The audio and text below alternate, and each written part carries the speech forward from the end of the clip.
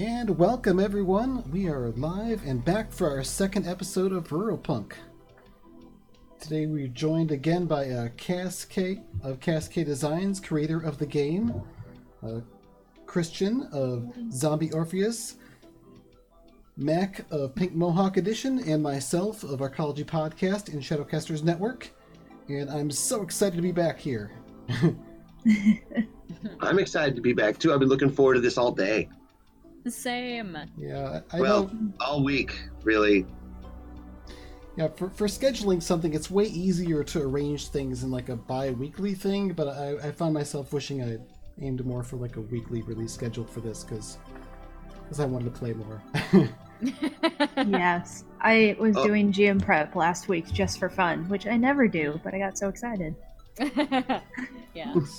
Yeah, what's going to happen? What is this GM prep you speak of? It is a foreign, odd thing I've never experimented with before, but now I think it'll be fun to see our characters interact with everything. Yeah. Yeah. Yeah, definitely. So. And again, hello to the Zombie Orpheus people who hosted us tonight. Thank you.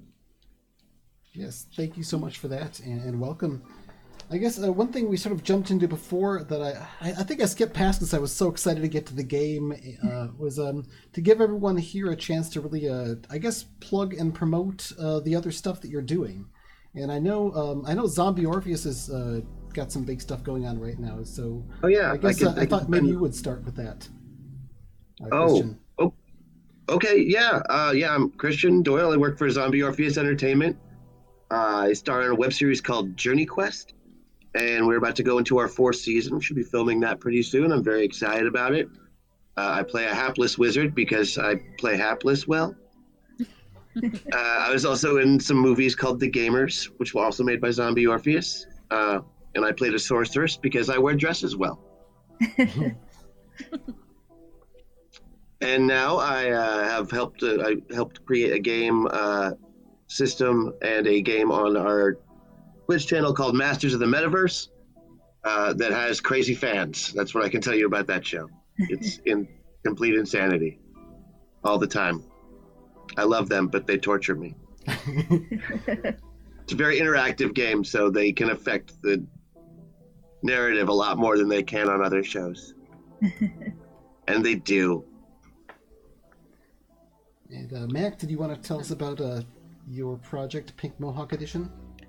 I would love to tell you about my project. I am the producer, audio editor, producer and audio editor, and one of the players in a Shadowrun Anarchy actual play called Pink Mohawk Edition. I play a character named Sergeant Butch. Yeah, and I'm currently working on getting the next episode up. It should be released sometime next week. So definitely go and check that out. You can find us on Podbean at Pink Mohawk Edition, all one word, or on Twitter at Pink Mohawk Pod.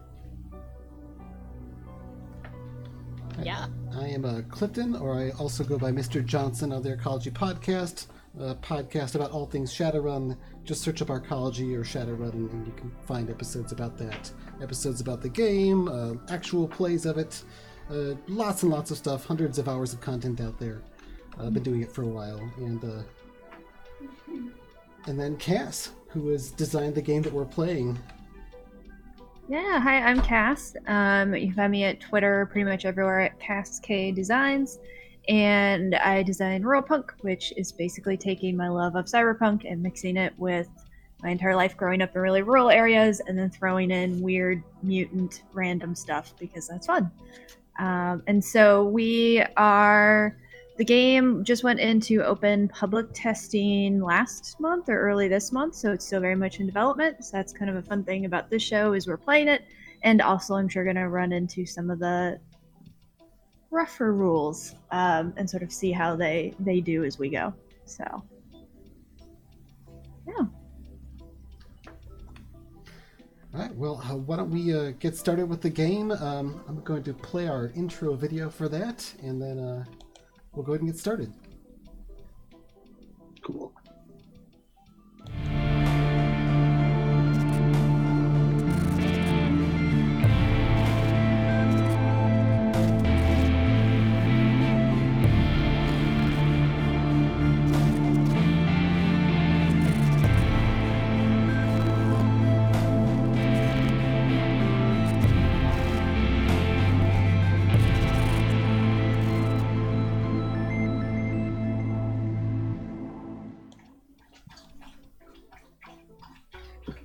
And we're back.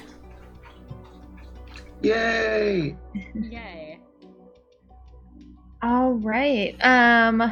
So is there a player who wants to try and very briefly recap what wildness you got up to last time?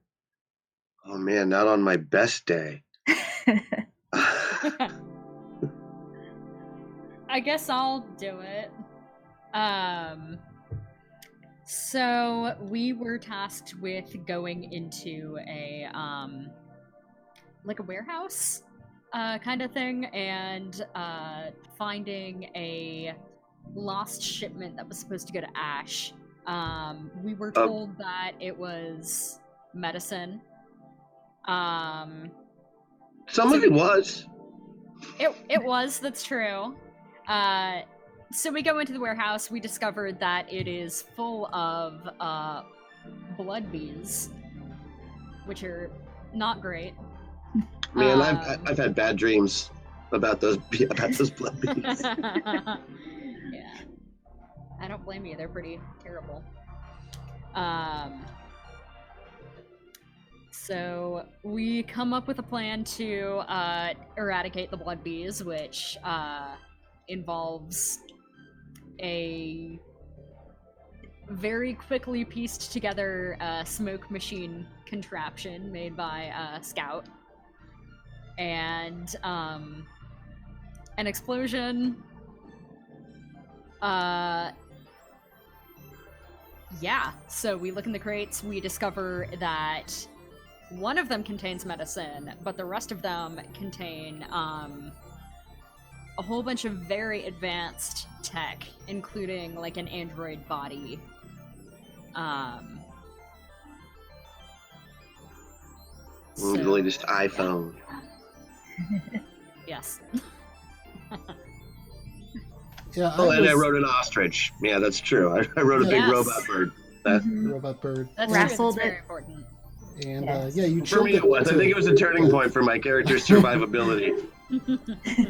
That was pretty awesome. You froze it, and you ended up getting pretty frozen yourself. Yeah. I was supposed to go dump all that stuff off somewhere. One of the dangers of using the powers of nature.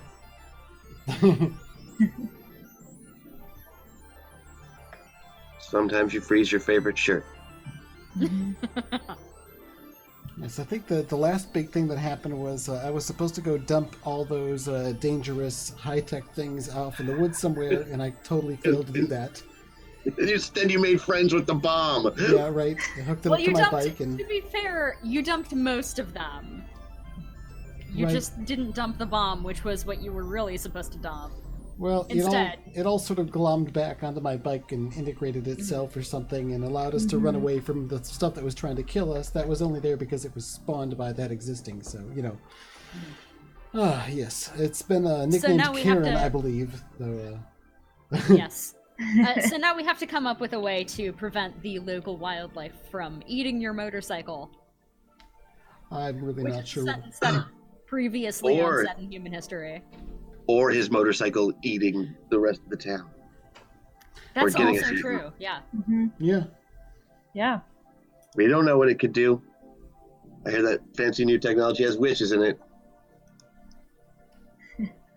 Well, And I think that's where we left off, was you tried to destroy the tech that brings the wild in, then you made friends with it, sort of, and hid for a little while. And now I think you're coming back to town to have a chat with Ash about this favor you were doing for them that went a little sideways. So I guess my question would two parts.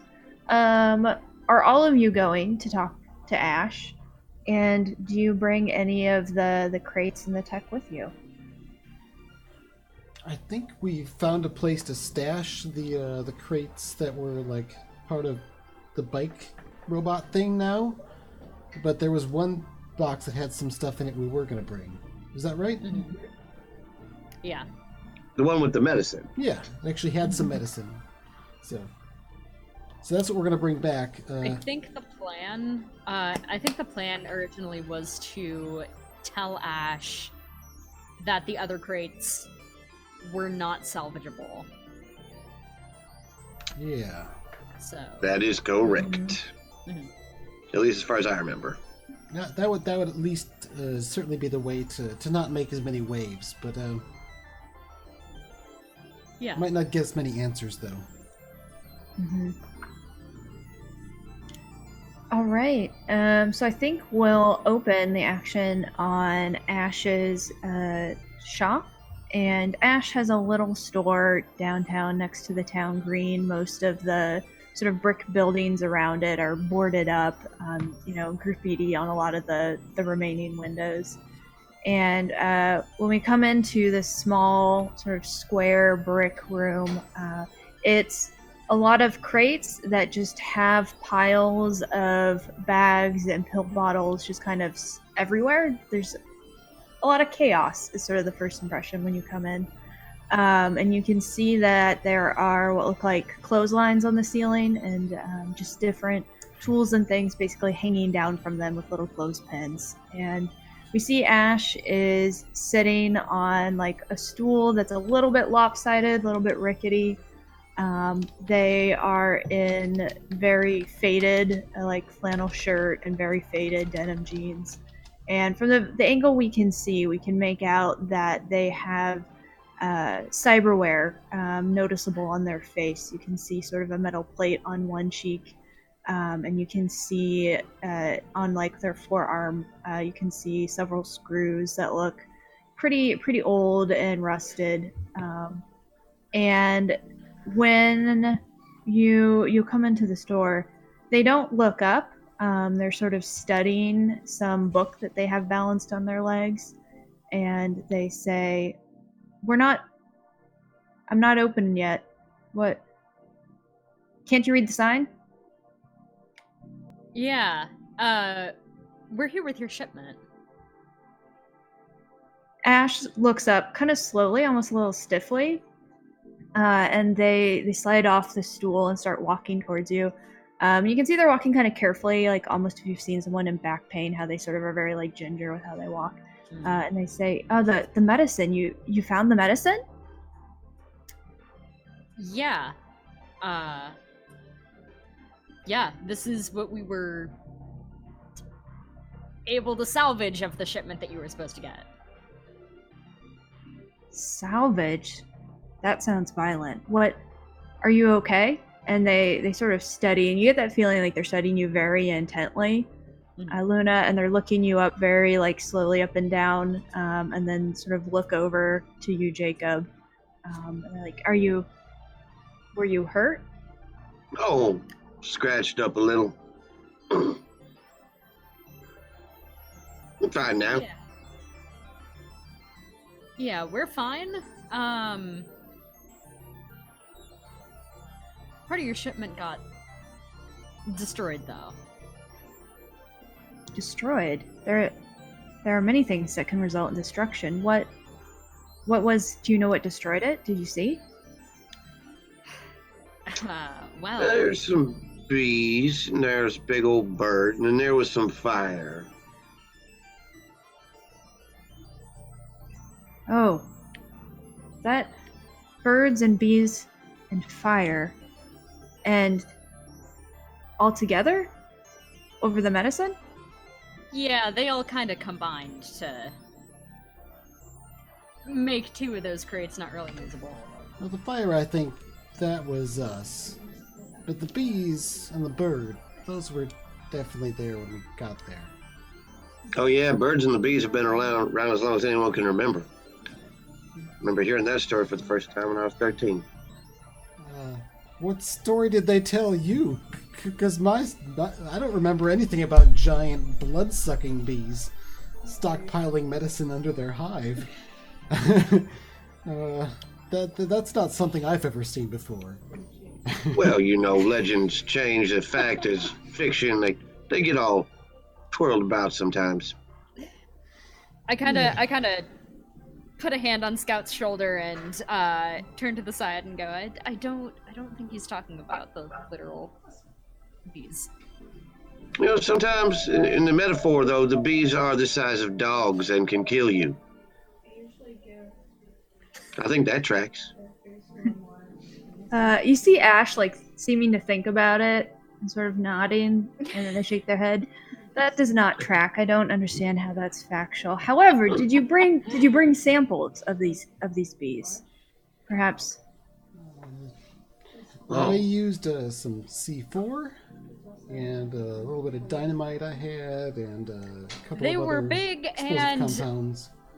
very likely to kill us. We didn't really think about bringing samples in. And there wasn't That wasn't really all that really much the first left. thing on our minds. I think I might have used a little bit too much of some of this explosive compound that I brought. I didn't realize I was supposed to. It is what we had in lieu of guns.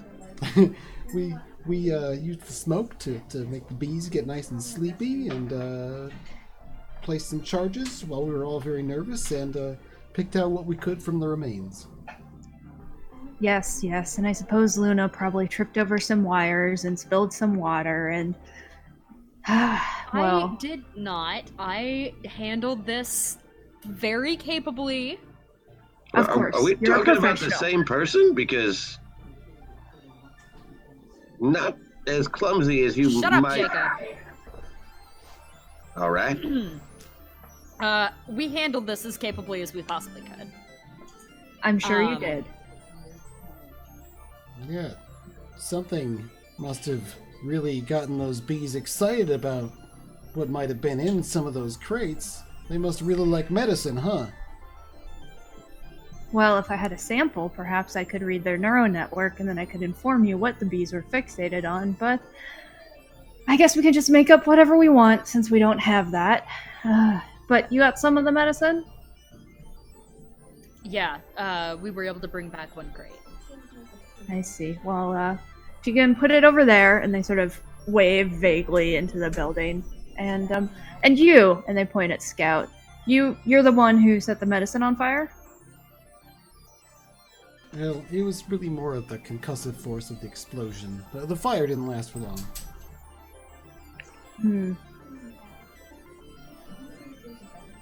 This doesn't make sense, but okay, yes, I suppose. But if you'll just put down the medicine, I suppose I should say thank you. Yes, thank you for what you got. You're welcome.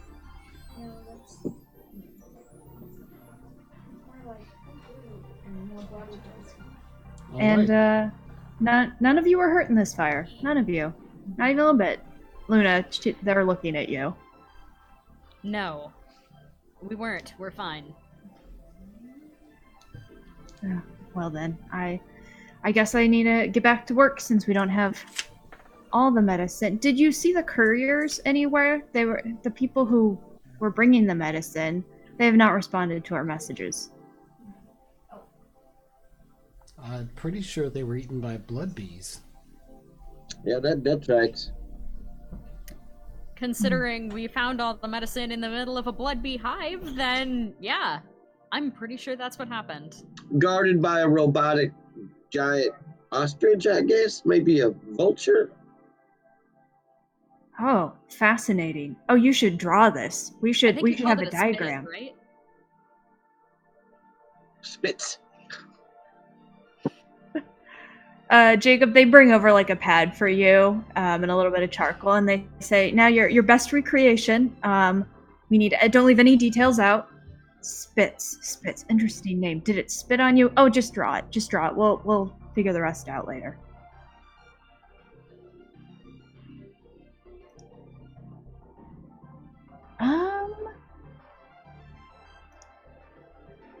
I think Jacob, it's your flaw. It's probably been several hours at this point. Do you think you would have melted? Or... I think it's probably melted. I probably still get huffs of cold breath every once in a while, and his eyes are probably still pretty icy looking. But yeah, I don't think he's actively frosted anymore. Mm-hmm.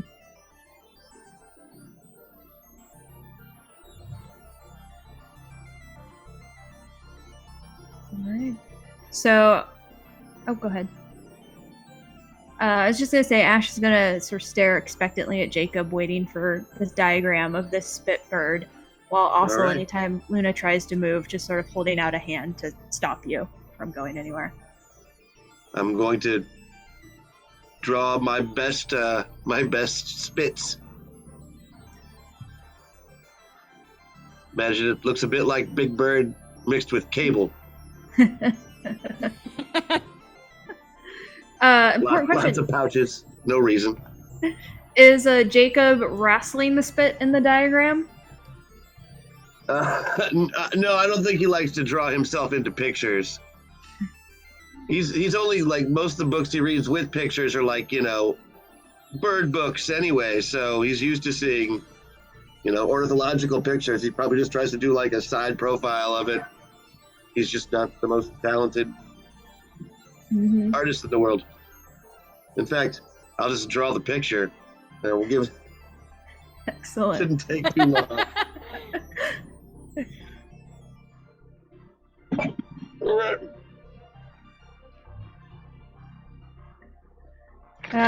While Jacob is drawing, Scout or Luna, do you want to do anything, or do you just kind of...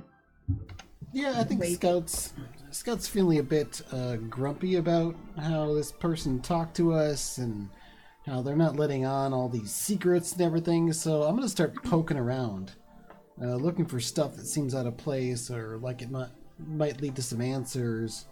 Maybe if they got some sort of notebook they might keep notes in that I can peek in, or take a look at some files somewhere, or see if they've got any other contraband laying somewhere, or area that looks suspiciously locked away, something like that. So I'm gonna go digging for dirt.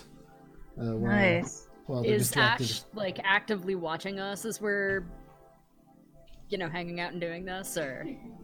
Ash is actively watching you, I think. Scout, they might sort of be keeping out of the corner of their eye a little bit. Part of my question for Scout would be, are you trying to do this so it's not super obvious that you're poking through things? Yeah, I'm trying to be sneaky about it. Okay. I'm not really sure which action I should attempt for that. Maybe maneuver? If you're doing that, I will try to distract Ash a little bit just by talking to them and trying to keep their attention on me. Okay. So do you want to spend a stress to help out? Yeah, sure. And then Scout, I think maneuver, it could also be finesse if you're being kind of subtle and dexterous looking through things. I guess I probably wouldn't want to attempt finesse without help, but since I have some distraction help, I will attempt finesse with the bonus die here. So, Luna, what do you say to yes? Okay, well, first of all, do I keep the stress that I had from the last session? Yes. Okay. Yeah, so I'm just going to start, trying to talk to Ash and make small talk, I guess. How have you had a lot of patients recently? What was this medicine for? Just out of curiosity. Well, this medicine is a partial ingredient for a salve. I don't know how to quantify a lot of patients. We've had the standard amount, maybe a few more. Okay. And all right, so Scout, you got a 5. So you're gonna succeed with potential consequence. And I think you're going to find something, but there's going to be like as you're noticing it, you may cause like a crash or something that's going to catch Ash's attention. Okay. So, do I describe what I find, or do you tell me? I will give you an option of you see two things that might be interesting, and you'll be able to sort of grab one of them. Okay. It looks like there is a looks like a small mobile feed server, which generally the town restricts that to just the main town one, so they can shut it off when they need to. And then you also see what looks like some papers that have sort of scrawled notes on them, and you see the stamp of a nearby corporation on one of them. All right, I'm gonna swipe the papers. They'll definitely miss the feed thing being gone, but I'm gonna swipe the papers and stuff it under my shirt.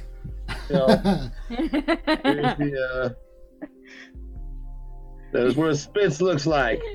It's beautiful. It's wow. perfect. That is really, really close to how I remember it. I wasn't good enough to put the picture of me riding it, but I did manage to get my hat in there. Excellent.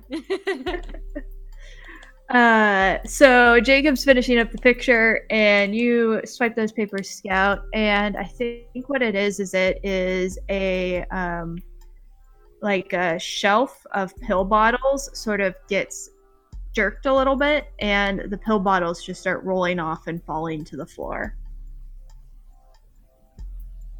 And Ash stops and then looks at you, Luna, almost as if this is your fault, and then looks over and says, I hope this is not another fire. Are you starting fires? Is this a problem you have? What are you doing over there? No, I'm not starting fires.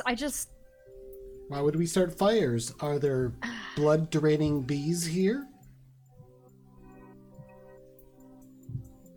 Well, as you did not bring me samples, the answer is clearly, unfortunately, very sadly, no. But I think you should not be back there. You're going to disturb the medicines, and then I can't help the people who are injured because they're clumsy, because there's so many clumsy people around here.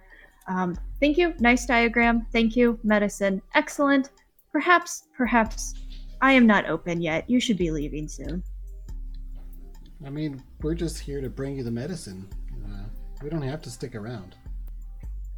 Yes. Oh, good. Well, I thank you. The town thanks you. This is very helpful. Very appreciated. I will sort of sidle over towards the exit. Me too. Yeah. I'll see them moving toward the exit, and I'll kind of follow, and I'll just say, thank you. Because I'm like, well, yeah, hope this works that was for great. You. That was great. Really, yeah, I might have thought of a different word for it. But yeah, I guess it went okay. I mean, I got something we might find some answers for, or it might just be some random junk. Here, I'll show you. Just come around the corner here. I don't want them to see. We get around the corner, I take out these papers, I sort of show them. See, they're stamped with some sort of corporation's logo or something. Do you recognize these? And I start showing them the papers to the others. Hand some to Jacob, hand some to Luna. Do we recognize them? Are any of them that taco place I like? Sadly, no.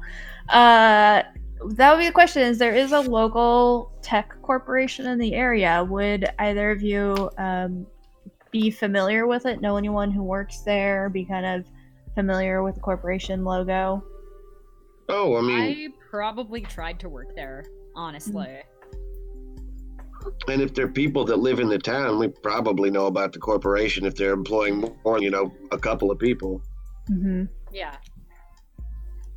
Yeah, so you recognize the logo for the corporation Syntheory Tech, which is a very high technology corporation that has come out to your town so they can do research and development far away from the metropolis. So if there are any disasters or anything gets drawn to it, the good people of the city are not put in harm's way. And as you're looking at it, you can see their logo, and it looks like almost an invoice, but a lot of the items, like the names, don't really make sense. They're very, very tech jargony. Even for you, Luna, you're looking at it, and it's like, this sounds kind of techy, but it's not clear what these might be for. And at the bottom, you can see that Ash has signed for the invoice.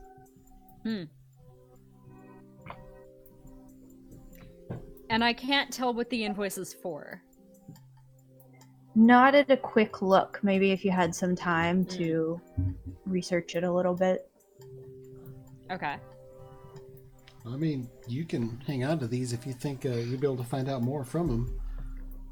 I think I've seen that corporation logo before, but I don't remember where.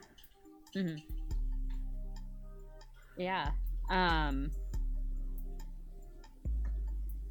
mean, the building for the corporation is in town. They've got an office downtown, so you've in town here? Oh. Probably seen their logo That's there. Probably where I saw it then. Mm-hmm. I was thinking that makes a certain kind of sense, I suppose. Yeah. I need to pay more attention. Maybe. What did they do? They're a tech corporation. Rob poor people, keep themselves rich. Well, I mean, specifically how, though? Yeah. I always just assumed it was magic. I mean, it's not magic, it's technology, it's GM, if you could tell me something a little more specific about what they do. So or they just like kind of a general. That's actually part of what they're known for. Is everyone who works there is sworn to secrecy, and and even that's caused some tension in town because even some of the locals who work there won't tell anyone what they do. There's some darker rumors that they're incapable of telling anyone, that Syntheory Tech has done something to ensure that secrecy. But basically, they're just known for being very shiny and very tech savvy, and no one quite knows what happens in their business. Okay. Yeah, I will relay that information. Yeah, I don't really know what they do because they're pretty secretive, honestly. Well, I mean, if you heard a rumor, it's probably the worst one that you heard that's true. I'm guessing the mind control thing. I mean, I don't know if that's true. I wouldn't go so far as to believe that. I don't think they're controlling people's minds, but, Well, there's controlling minds, and then there's controlling minds. If you've got tech that's installed in their brains that can alter their memories. Yeah, like the Manchurian Candidate. The who? The Manchurian Candidate. Oh, was that a movie? And a book, I think. I don't know. Denzel, though, right? Yeah, I think so. Something about spies that you can control by flipping some sort of a switch. Like, it's not really mind control, it's just brainwashing over time. Like church.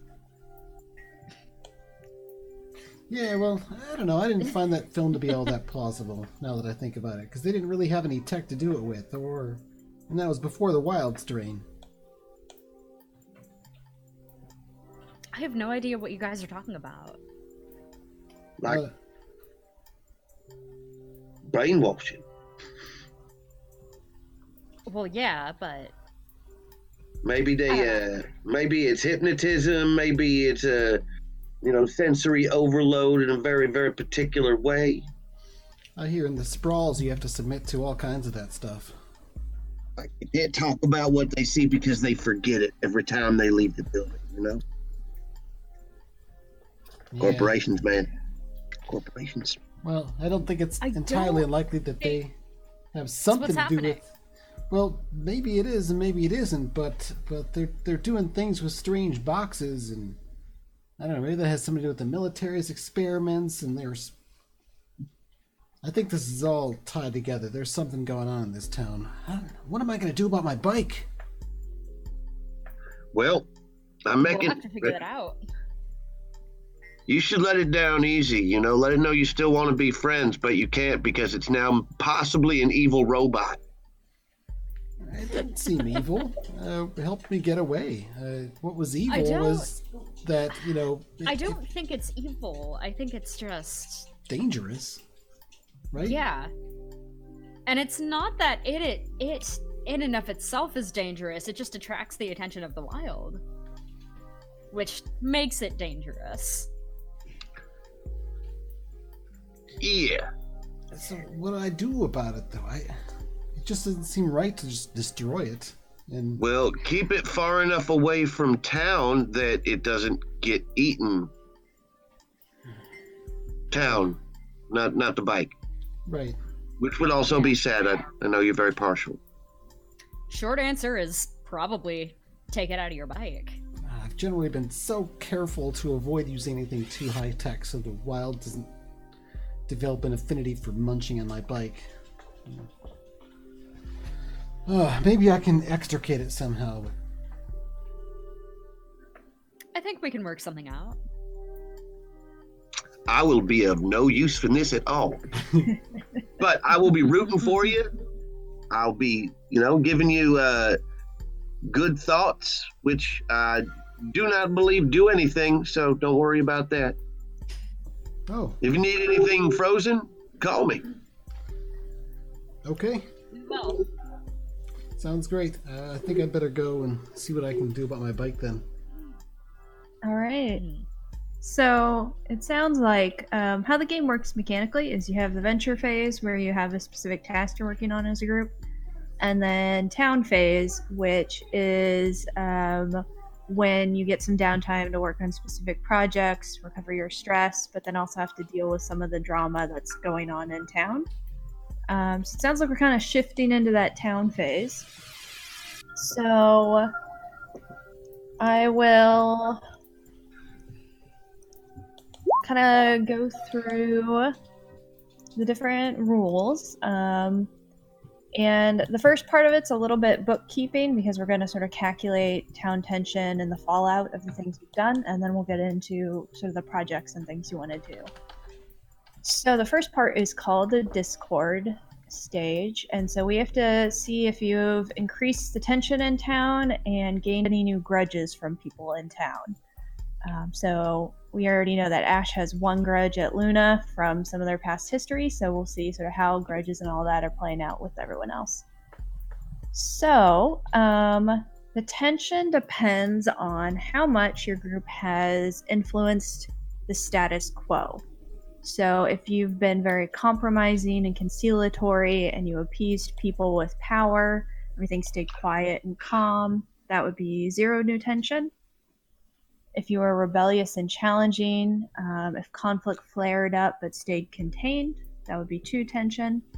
If you were revolutionary and destructive, you openly attacked or defied factions and people with power, that would be 4.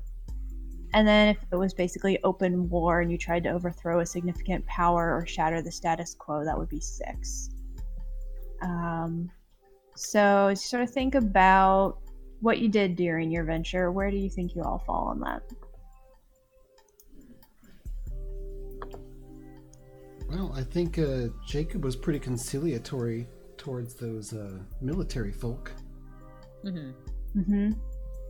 Well, I mean, I did send him on a snipe hunt. I openly pranked them.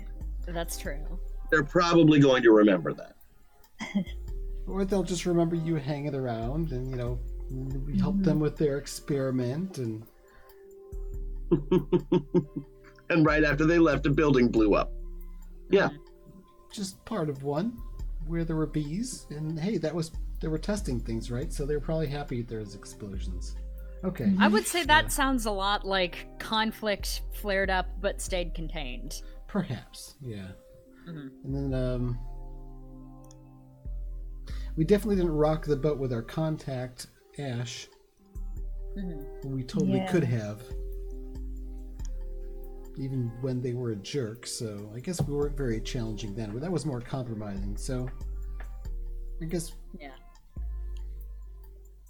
Yeah, I think the some conflict flared but was contained. Seems to fit well. So I'll give you 2 town tension for that, and I just popped up the town sheet. So if you're in Roll20, you should be able to see it a little bit. And then there's a couple things that will add more tension. If the venture went against the interests of high-profile or well-connected persons or factions, or if any PC's defiance clock is above 2. So... Mine, I think, is, right? It's by branches, so if you have more than 2 branches filled, so I think that'd be 5 boxes total, then you would be above 2. I'm currently at 4 boxes for my defiance level, and I put all of my experience points into that. Alright, I think you all might have... I'm at 2 boxes total. Alright, I think you just squeaked by, so no extra tension for that. So if your defiance does go up, next time we do this, when you come back to town, it'll increase the tension, because you all are sort of messing around and not normal powers. Alright, then we just look and see if there's any fallout on your contacts, and if you gain any new grudges. So if you failed at your venture, did anything to harm or manipulate a contact, or if you increase the town's tension by 4 or more, then there would be a contact who blames you. I sort of feel like you brought the medicine back to Ash, so even though you didn't say everything, I don't know that they're going to be suspicious or have bad feelings towards you. Yeah, it was a success from our point of view, but not necessarily from theirs, depending on how much of that was, vital and whether or not they were hoping for the android parts. I mean, somebody was hoping for them. Right. Yeah. All right. Do you think the military would have a grudge about being, sent on a snipe hunt, or was it all good-natured hanging out? That's an interesting question. I think we've got kind of a Hogan's Heroes relationship going anyway. I think maybe they would feel a little manipulated because they got sent off. So it's not going to be like, yeah. I will add 1 grudge with red ropes.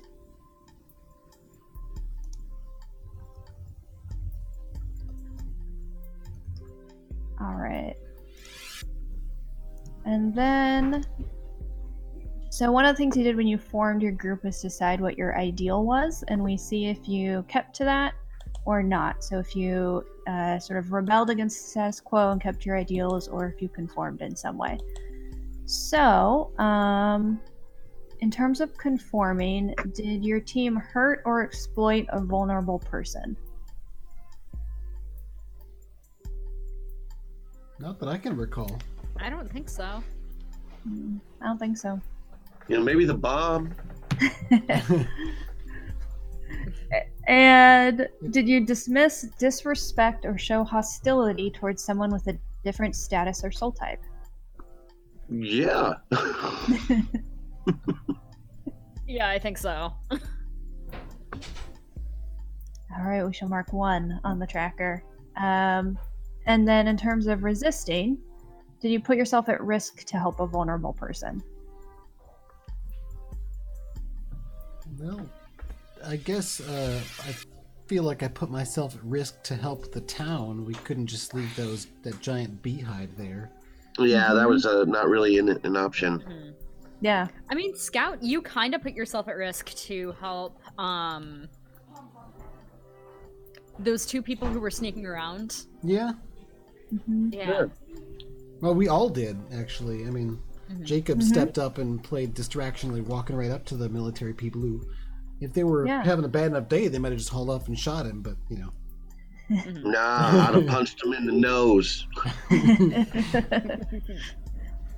All right, so that will actually clear your one conformity, taking you back to neutral.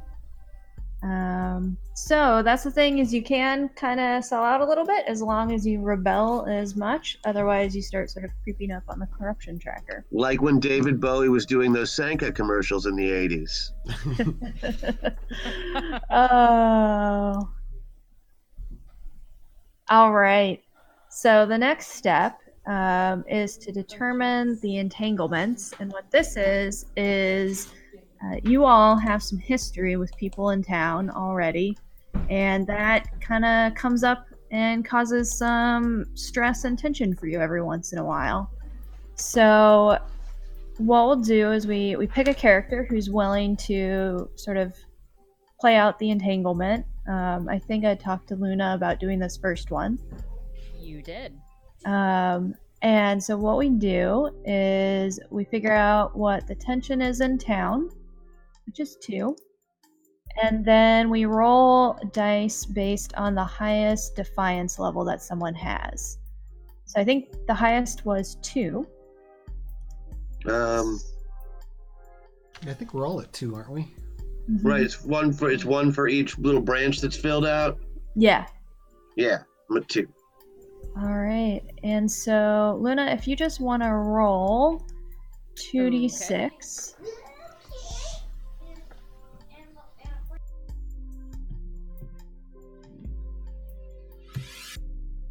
Okay. How do I do that on Roll20?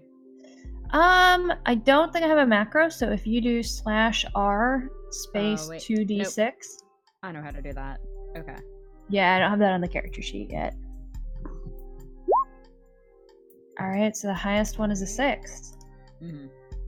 Okay, that means we roll up on the next column. So, Can you roll 2d6 again? I can. Sorry, it's been so long since I've just rolled dice on Roll20. Did you just get another 6? Yeah. Yes, that is also a 6. Alright, can you roll up on the next column? I hope this is good to keep escalating this. Yeah. I'm not getting worse. Depends on your definition of good. Oh, yeah. Alright. Okay, highest one is a 4. So that is the entanglement drastic measures. So how this works is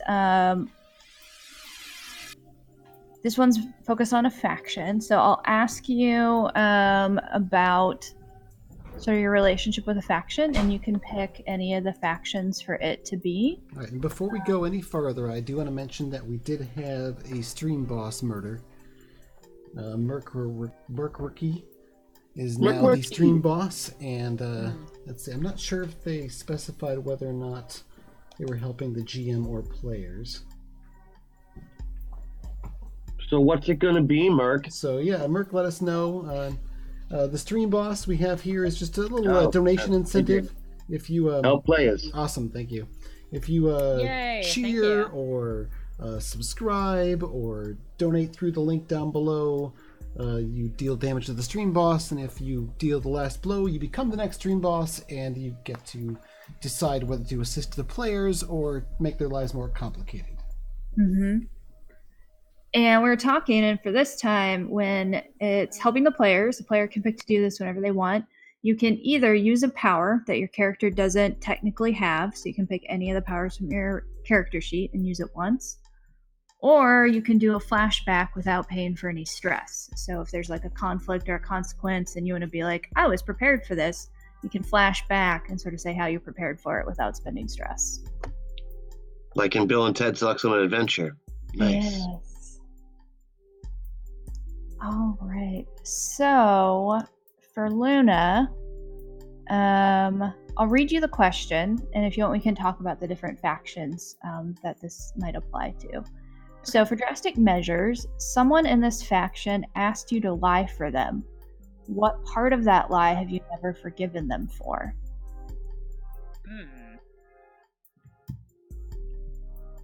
Yeah, I'm definitely gonna have to go over the factions real quick to actually be able to answer that. Yes, I will drop a link. The factions are, just to give an overview, there are 2 that are connected to the town. There are 2 that are connected to gangs and criminal activity. 2 that are connected to sort of the metropolis. And then 2 that are connected to the wild, if you're interested in any of those areas specifically. I'm feeling like it's probably just based on my background and the people that I know. I think it's going to be one of the gangs. All right. So the 2 main gangs you have, one are called the Moonshiners, and they very much keep up an attitude of we're just country bumpkins, don't look at us.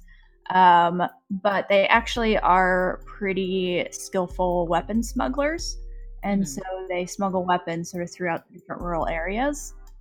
And then the 1050 gang are a little more chaotic, a little more open about operating, and what they tend to do is kidnap or threaten people, and you have to help them out in some way to basically get your family back. So they do a lot of sort of blackmailing and kidnapping to get what they want. And are definitely the more dangerous of the 2. Good old-fashioned extortion and racketeering. Yeah. I'm kind of thinking it was the Moonshiners that I helped out in the past. All right, so the Moonshiners are our folksy style weapon smugglers. So they had you lie for them. What part of that experience have you never really forgiven them for?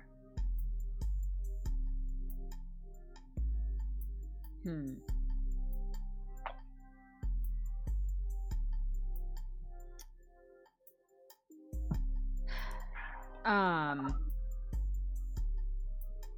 could give that a little bit of thought for a minute. What if you helped them smuggle a weapon in some way, but then the result was something worse than what you were anticipating? That's kind of what I was thinking.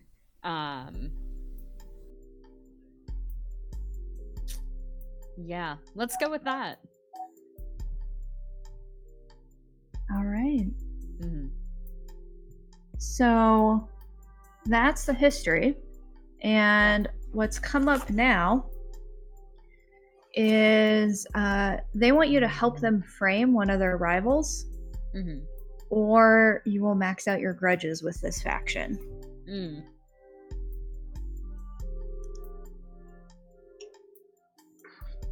All right. Which of their rivals do they want me to frame? They want you, I think, let me double check. If it's that other gang, we're in. Yeah. I brought my gang member Wampin Stick. They want you to frame the other gang. Okay. So Yes. Yeah, we're in. Come on, Stick. And so when we do this, we can play it out as consolidated or as big of a scene as we want. So some people will say like, hey, let's just roll to see how this went and then move on kind of with the next thing. Or we can do this more like a venture where we kind of jump into the action and see how it goes. So I would personally prefer to do that, the second option. What were the 2 options again? The 2 options are, one, we kind of condense it to like one action roll and just kind of montage what happens, or we can role play it out more like an action scene. Well, yeah, I'm good with either then. That sounds great. Both sound like fun. And I have to say, I like He Who Is Pale's perspective on the grudge situations. Maxed out grudges means you don't have to worry about getting more. That is true. But do we really want to be enemies with the Moonshiners for life? Not really, no. I mean, What if we need guns? Right, Or and moonshine? and Or those just other country bumpkin wisdom? and I'd probably just mess up those other people Or Just what for the if we fun have of it. a run-in with the other gang that's worse than the Moonshiners? And is also their rival. You know. Yeah, I'd rather be on the side that knows how to get the weapons in town, so... Yeah. Not that I really like either of these gangs, but those other ones are just total jerks. Wait, we could beat them both up. We could? What? I can get another stick. Then I'll have two. One for each gang.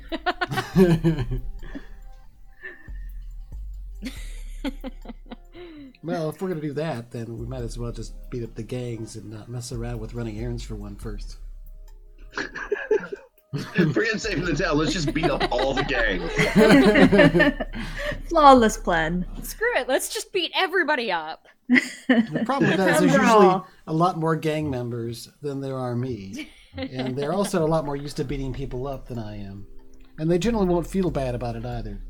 That's very true. I will say the gang they want you to frame is the highest tier a faction can be. So they are one of the most powerful factions in your area. Oh, good. Let's go kick them in the wherever's. Yeah. I'm for it. If we're going to punch, let's Yeah. punch up. All right. I think what's happened is when the Moonshiners were doing one of their smuggling jobs, there were some witnesses they had to get rid of. But they really don't want people to start seeing them as the super violent gang because then they might not help them smuggle as much. So they really want you to make it look like the 1050 gang is the one who killed these witnesses. And so I think, Oh, good. Everybody's an ass. yeah. That's less exciting than what I had in mind. Can we just go up and hit them with a stick? It's like you read my mind. Sorry, carry on. I mean, how you want to frame the 1050 is totally up to you. So if you want to hit them with a stick so they start lashing out at people, you can always do that. But I think what it is, Luna, is you basically get a note that is a map, and you probably recognize it from growing up a little bit of like the Moonshiner like symbols and code, telling you where the bodies are, and your friend sort of hands it to you.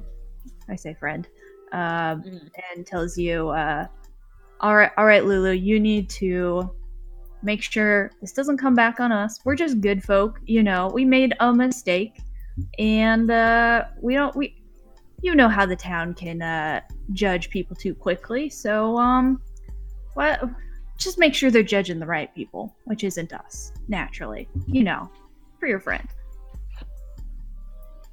Yeah, sure, I can do that. But please, seriously, don't call me Lulu.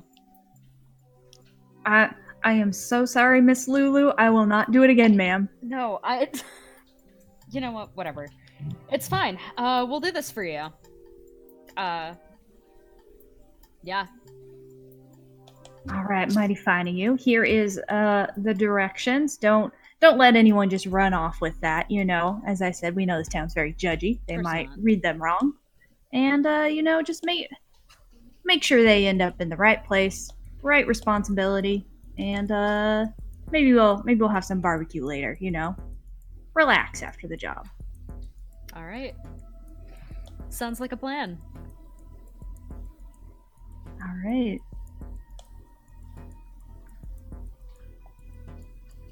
So, Luna, do you tell your fellow group members what's going on?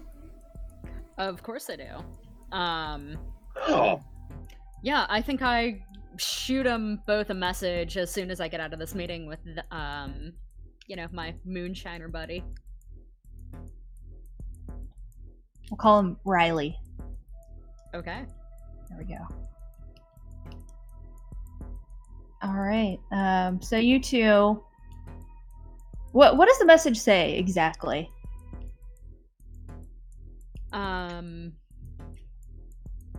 think it says something along the lines of, hey, we've got a job. Meet me later and I'll be happy to tell you more about it. I will respond positively to that message. If there's a possibility of sending a thumbs up, I send a thumbs up in response. I will also send a thumb that is pointing up.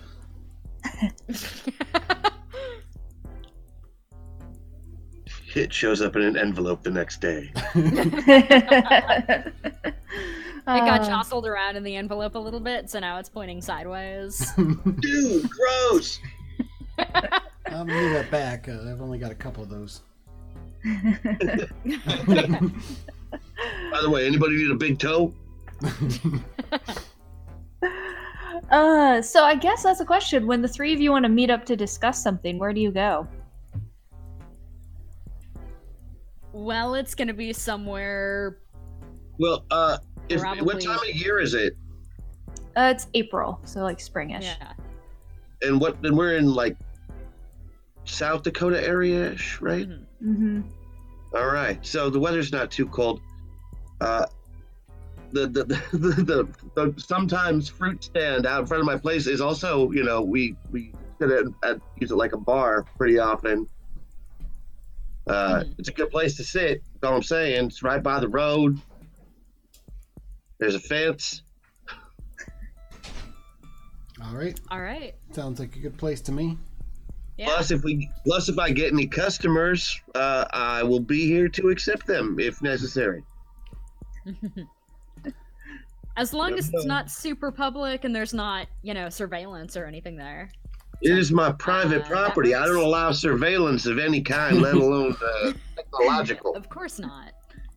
I know they're watching anyway. I ain't gonna help them. Sounds like I'd be hanging out over there already if I wasn't trying to dig this robot out of my bike's guts. Yeah. Yeah. So I suppose it's kind of the scene we see of Jacob. I imagine you don't have a customer right now, so you're more in bar mode. Yeah, and I've got the big sign that has all of my services listed. Mm-hmm.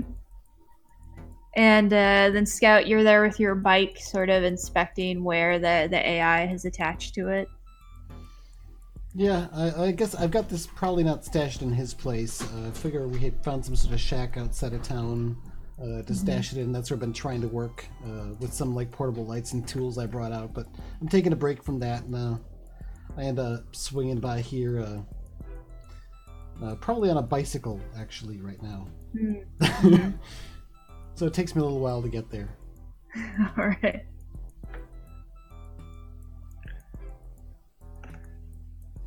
So Luna, that's what you come up to. A Scout, maybe still just getting there on his traditional bicycle.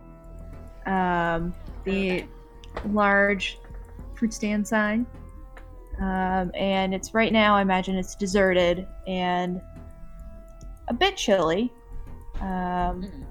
But not freezing. The sign offers guiding marriage services, dentistry, haircuts, lawman So it's duties. like an all-in-one. It's like an all-in-one kind of thing. Yeah. It's like the Walmart of fruit stands. Well, it's never actually sold fruit. They're not farmers, They're kind of like, they were all like guides and wandering, judge types. Justice of the peace. Deliver letters and sometimes beatings. Notary public. Mm-hmm. Witness signing. Yeah. Nope, got the stamp right here. Doesn't do anything. So it's really everything except a fruit stand. Yeah, it's like a general store that doesn't offer physical products. Unless you want your tooth back after I pull it.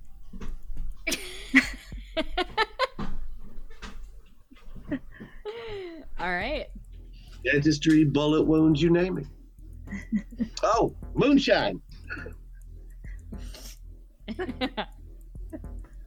It's not good, but you can have some. I don't drink.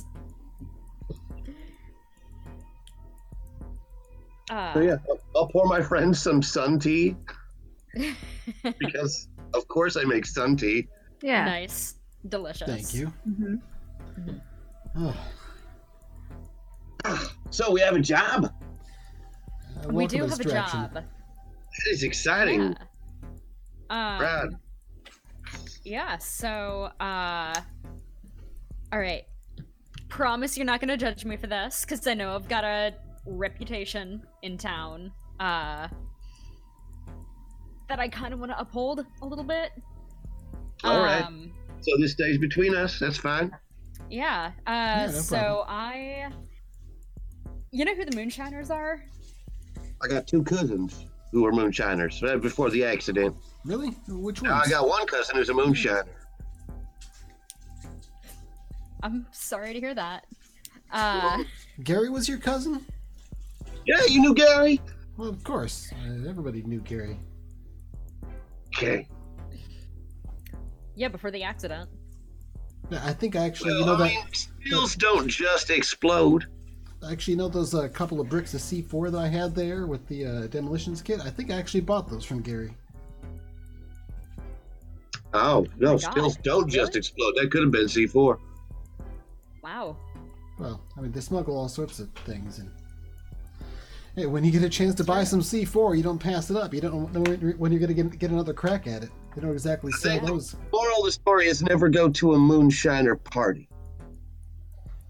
Oh yeah, those get wild. Mhm. They make really good barbecue though.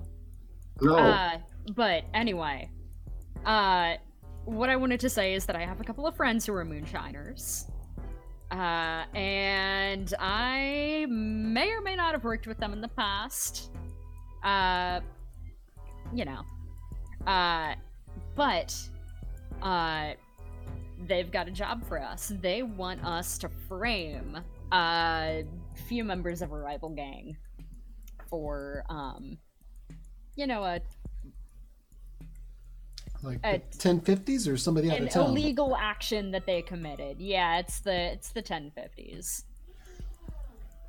Well, I mean, okay. Don't mind taking them down a peg, but they're nobody to trifle with. What exactly do they want us to do? Because I will absolutely do that.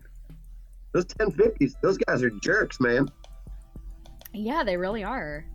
I mean, I'm a little bit nervous about running afoul of them, but yeah, they're sociopaths. they're terrible people, and a couple of them,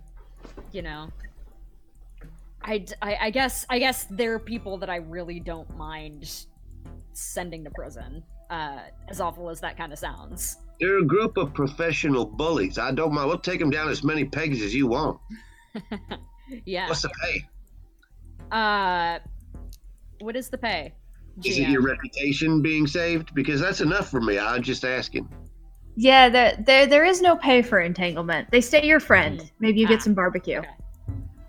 Oh. Yeah. Well, they offered barbecue. Yeah, I'm in. That's it. Yeah. Is it one of those ones where they bury the animal in the ground and let it cook for like a whole weekend or something? Yeah, it's exactly like that. Good. Why don't you know anything about barbecue?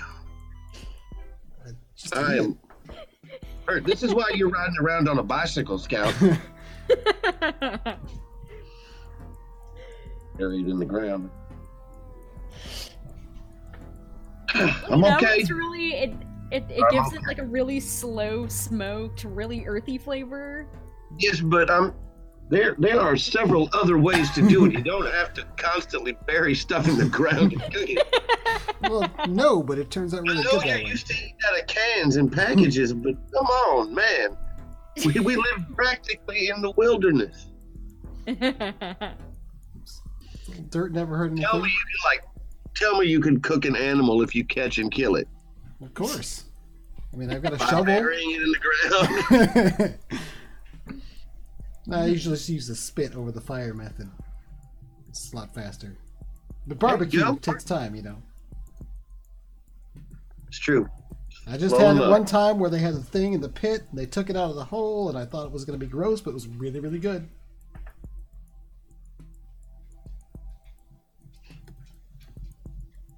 I think that was at Gary's house, actually.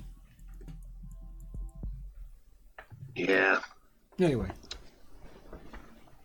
All right, let's go frame some gang members for dinner.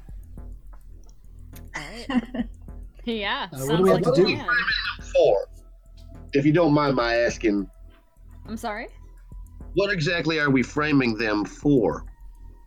Oh, Are we concocting a crime? Are we committing a crime in their name? Oh, that's a good question. I mean, I should have asked that before I agreed to do this. yeah, that is a good question. Well, so the Moonshiners kind of ended up, getting a couple of people killed. And we're framing the 1050s for that. So they murdered some people, probably in self-defense, I guess. Let's call it a misunderstanding. Yeah. I don't know if I would call it murder. Right, right. Oh, maybe it was just assault. These people are dead, and it's gonna get blamed on the Moonshiners unless we do something about it. Like, blame it on the 1050s. Yeah, exactly. That shouldn't be that hard. The 1050s go around killing people. I mean, they don't even need a reason. They brag about it half the time. Yeah. Now, in their defense, they don't normally kill. They tend to, stop at a broken leg because they want to get paid, and dead men don't pay nothing. Trust me, I know. I've worked as an undertaker.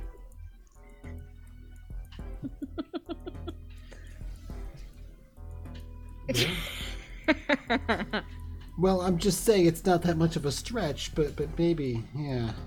Mm-hmm. So how are we going to do this? Are we digging up the bodies? Are they set somewhere that we can go plant them? I better go. We should be able to plant them, yeah. Oh man, I'm going to ruin my barbecue shovel. I don't. I don't think they were buried, were they? No. I think you know that they are in a strong box. Kind of out of town. They put them in a big strong box. Okay. Put a few leaves over them, disguised it, sort of. This isn't bodies. It's just a box. An ordinary strong box. What's that smell? Someone's valuables in it. Don't open it. This body-sized box is definitely not a corpse. It is family heirlooms, naturally. Human-sized family heirlooms. Yes. Have you ever framed someone for murder before? Because that's not something I've got prior experience with. Is there a best practice? I mean, do I look like I've framed somebody for murder before? Seriously, no, I want you to answer that. No, but I think that's exactly what someone who framed someone for murder would look like. Is someone you wouldn't expect. So if you had, you would have done it very well. And I would want your advice on the topic. All right.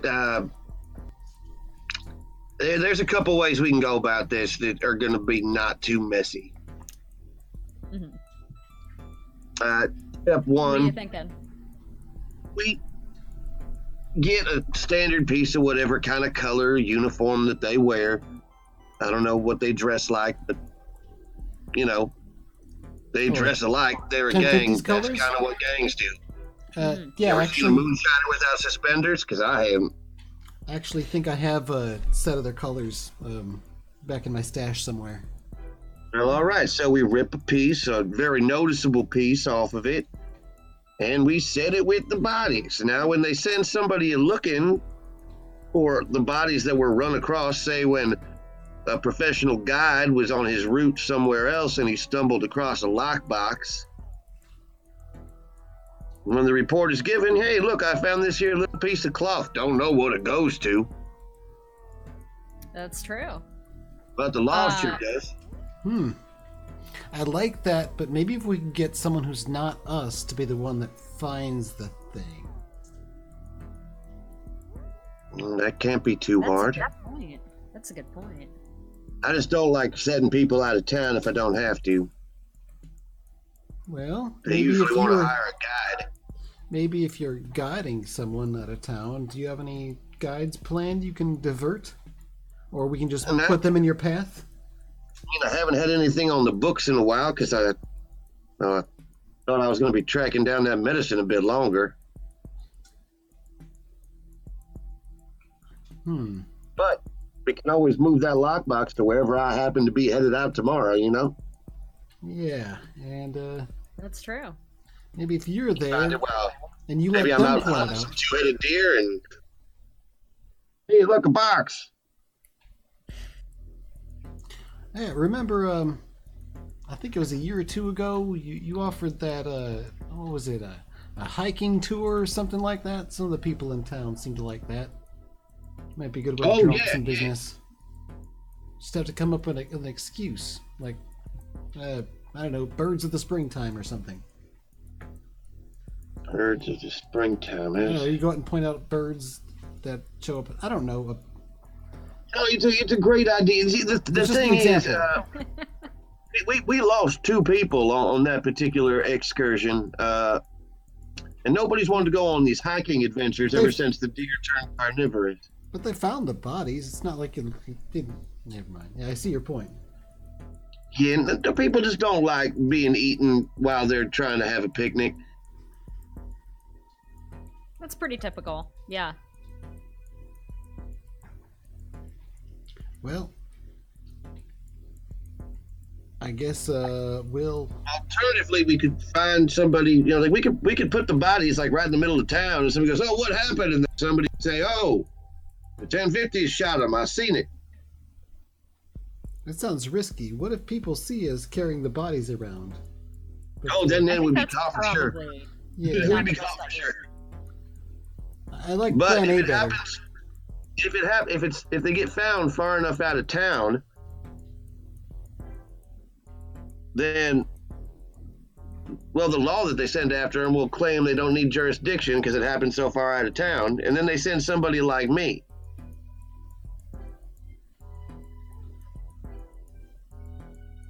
All right. I think this sounds good. I just have one more wrinkle I want to bring up.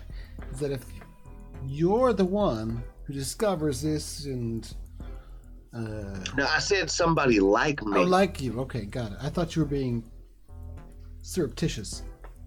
Circumspect. No, I meant, somebody else who travels and does that kind of work. So another guide. Right, they could hire another guide. They were stupid. But they could. Well, maybe we should take a look at what kind of condition these bodies are in. That might affect our plan a bit. As much as I don't want to say it, maybe we should go look at some dead bodies. Yeah. Never asked. See, you want to take the truck, or would you like to ride your little trikey? It's got two wheels. So Never truck. mind. I'll toss it in the truck. We can put it in the bed. I guess I'll get a ride. I'll hop in. I will also hop into the truck. Good, because you know where the bodies are. We'll need you. Yeah. That's true. All right, let's go check it out. All right. So then I imagine Looney are kind of navigating and giving the directions to where the box is marked. I'm trying to say over the engine being very loud and old. You can see that Riley marked a spot at the very north top part of an area people just call Howler Park. It used to be called something else, probably named after some rich or settler person who founded the town. But the wild strain has kind of taken over the park and mutated a lot of the plants. And there's rumors that this is where the local chimera lives and has its pack in this park. So you're not inside the chain link fence of the park, but it's kind of right there at the very top part. You can see when you sort of pull up to where you think the box should be, you can see the chain link fence marking the sort of edge of the park, and you see these neon pink vines just wrapped around the fence, And as you pull up, a few of them sort of turn a little bit in the direction of your car.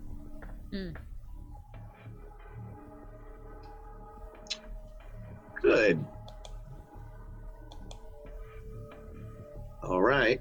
We should probably park kind of Yeah, back. I was thinking the same thing. Maybe sneak up on the bodies from a distance. Yeah. All right, I get out. I will also get out. Think Me there's a way too. to get around those vines? Well, with the way they're moving, you might be able to To what? ask them. To ask the vines. I mean, I seem weirder. Scout takes a couple steps forward and clears his throat. Excuse me, hello there. I don't think they're gonna Now he's listen. actually doing it. Can you believe it? Oh my god. My name's Scout. These are my friends, Jacob and Luna. We're from the town.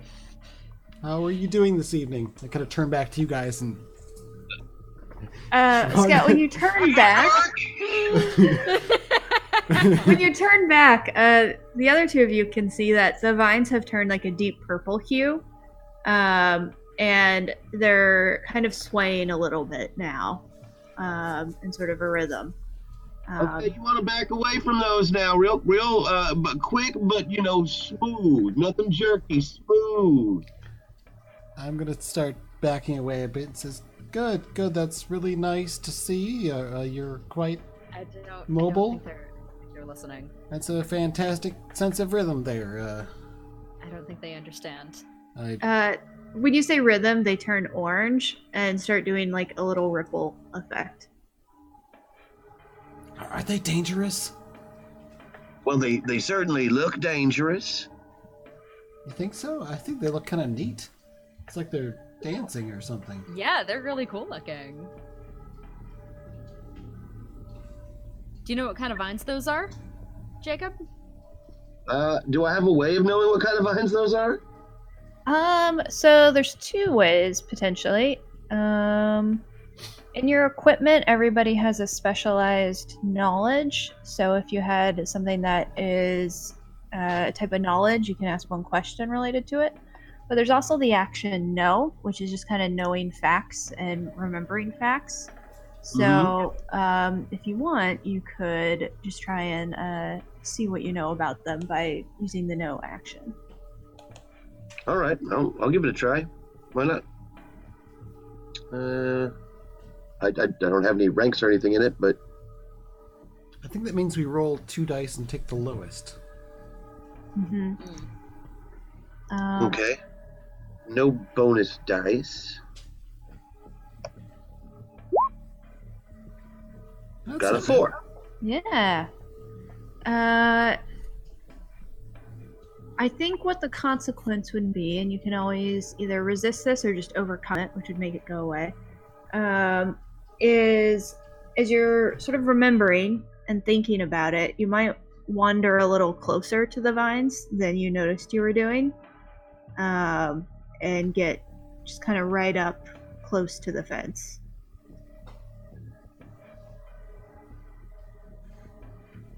All right. Well, what can I tell? So you can tell that they've definitely been mutated by the wild strain, and that kind of remembering what you know about there being a chimera in the area, even though these plants might not be super intelligent, you suspect that they're communicating to the chimera, and it can probably sort of sense and notice what's going on through them. And I think as you're realizing this, close to the fence, you can see right through the fence what looks very much like a lockbox that seems like half swallowed up by the earth. And then one of the vines reaches out and tries to wrap around your waist. Fine. Oh, I think it's getting friendly. Mm-hmm. Yeah, I don't think those are safe. No, they are definitely not safe. Well, But why'd you there's the box. walk up so close to them. Oh, okay. The box is there.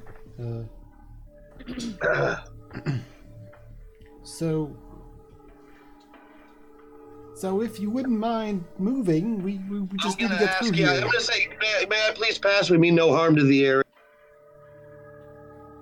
You know, wild thing to wild thing. Can we talk? It sounds like you might be trying to connect with it. Yeah. Ooh. Yeah, I'll try to connect it, or mostly I want to tell it what to do, but You can also do that. That would be enforcing, kind of and I'm good at that one. Yeah. I think I'm going to assist him by spending a point of stress. Give you a bonus die on that. Oh, I'll take it. I'm assisting you basically with my. I guess I've been kind of trying to relate to this thing, and so I'm hopefully helping. Like, you best get out of my way. All right. So you were ordering it to move out of your way, is that right? Yes. So I think to let me pass. yeah. And then I'm letting you know I mean no harm, but you're gonna have to move. Well, I think so. You got a 5, so that's a success with a consequence. I think what happens is the vines all like peel back from the fence, almost as if frightened, and you can see them like pulling away and trembling a little bit. And I think you hear the sound of a howl from deeper in the park. Well, that will be the Chimera, probably angry. Why not just grab these boxes and go? Yeah, that might be a good idea. Little help.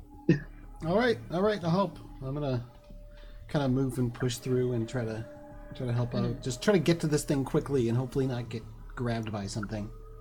Yeah, and I'm gonna try and stay closest to the vines to let the people through, like maybe in a I will follow. All right. So I think when you get in, you can see that the lockbox it looks like the earth was trying to swallow it up. And if you go to pull on it, there's a little bit of like almost a slurping sound and a resistance as if something's holding on to it. Oh, ew, I see. That's gross.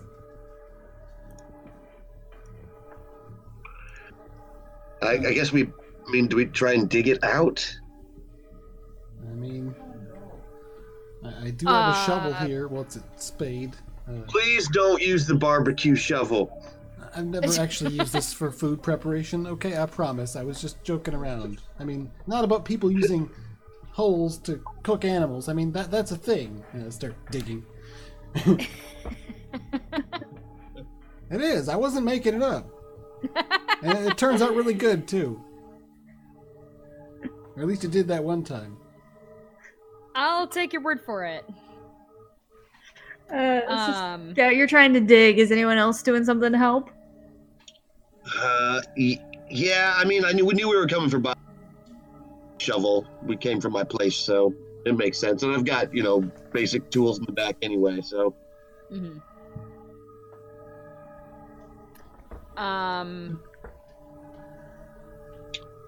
I don't know. I'm definitely not strong enough to like pull the boxes out. You want to keep a lookout for that Chimera sneaking up on us. Yeah, What? that's probably... Where? I mean, it's not here yet. It's okay. I mean, the longer it takes us to dig. Yeah, just try to do dig this faster. quickly and stay quiet. So with digging, it kind of sounds like a physical exert, and like you two are working as a group. Would that be fair to say? Yeah. Yep. All right. So how that'll work is one of you will be the leader, sort of the one who's taking charge and sort of overseeing what's happening, and you'll be the one who takes stress if anyone does poorly on this roll. Oh, by the way, did we lose any stress during the town phase? No, you haven't gotten to the downtime recover part yet. All right. Okay. So who wants to be in charge of the digging? Who wants to take sort of the lead? Does anybody have any dots in exert? I don't think so. No. I do not. Me either. How much stress can we potentially take from this? Great. It would be a max of 2. Oh, okay. Yeah, I'll be the leader then. Okay. So you and Scout, we'll see sort of how your exert goes, and we'll take the highest result from the 2 of you. Can I use one of the bonus things from Merc earlier? Since nobody's used that? Yeah. So you have a die? Mm-hmm.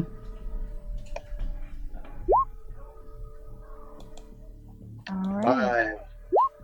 Hey, I don't cost you a stress. Yeah. Thank you. Yay. I dig faster. So I think what it's going to be is you're going to be able to get it out, and as you're pulling it out, Luna, you're going to see something moving in the distance. Like you see something shimmering, almost like a heat wave, coming towards you. Ooh. Hey, do you guys see that? See what? It's over there. Take a look. I dig faster. It's like it's like shimmering. Oh yeah, we're gonna. I don't know what it is. Yo, you should be. That's bad. You got anything to defend yourself with? Quick, help me move it. Let's get out of here. Have we I managed think I probably brought something to defend myself with, since I knew that we were going, into the park. Mm-hmm. I don't know what my wampin stick will do against it. Yeah. At that moment, I think, Scout, you're able to sort of break the dirt free the last bit, and the lockbox sort of pops out and lands between the 2 of you. All right, I'm gonna waste no time and I'm gonna start shoving it forward straight at Luna, hoping they're going to grab it and kind of help me get it moving quickly. Yeah, I'll grab it. Come on, let's get it out of here. I'll gather the shovels and make sure the let's go. tailgate's down. All right, so I imagine we kind of get that. Are the 2 of you throwing it in the back of the truck? Yeah, we'll kind of get up and. Yeah, where else? Yep. So I think we see that I'm as. just gonna hold it. And Jacob, as you're kind of coming with the shovels and reaching the truck, you hear the chain link fence sort of rattling behind you. And Luna, you see that sort of shimmer out of the corner of your eye again. Mm-hmm. Uh-oh. Anybody else want to drive? What's? Yeah, I'll drive. I'll hop in.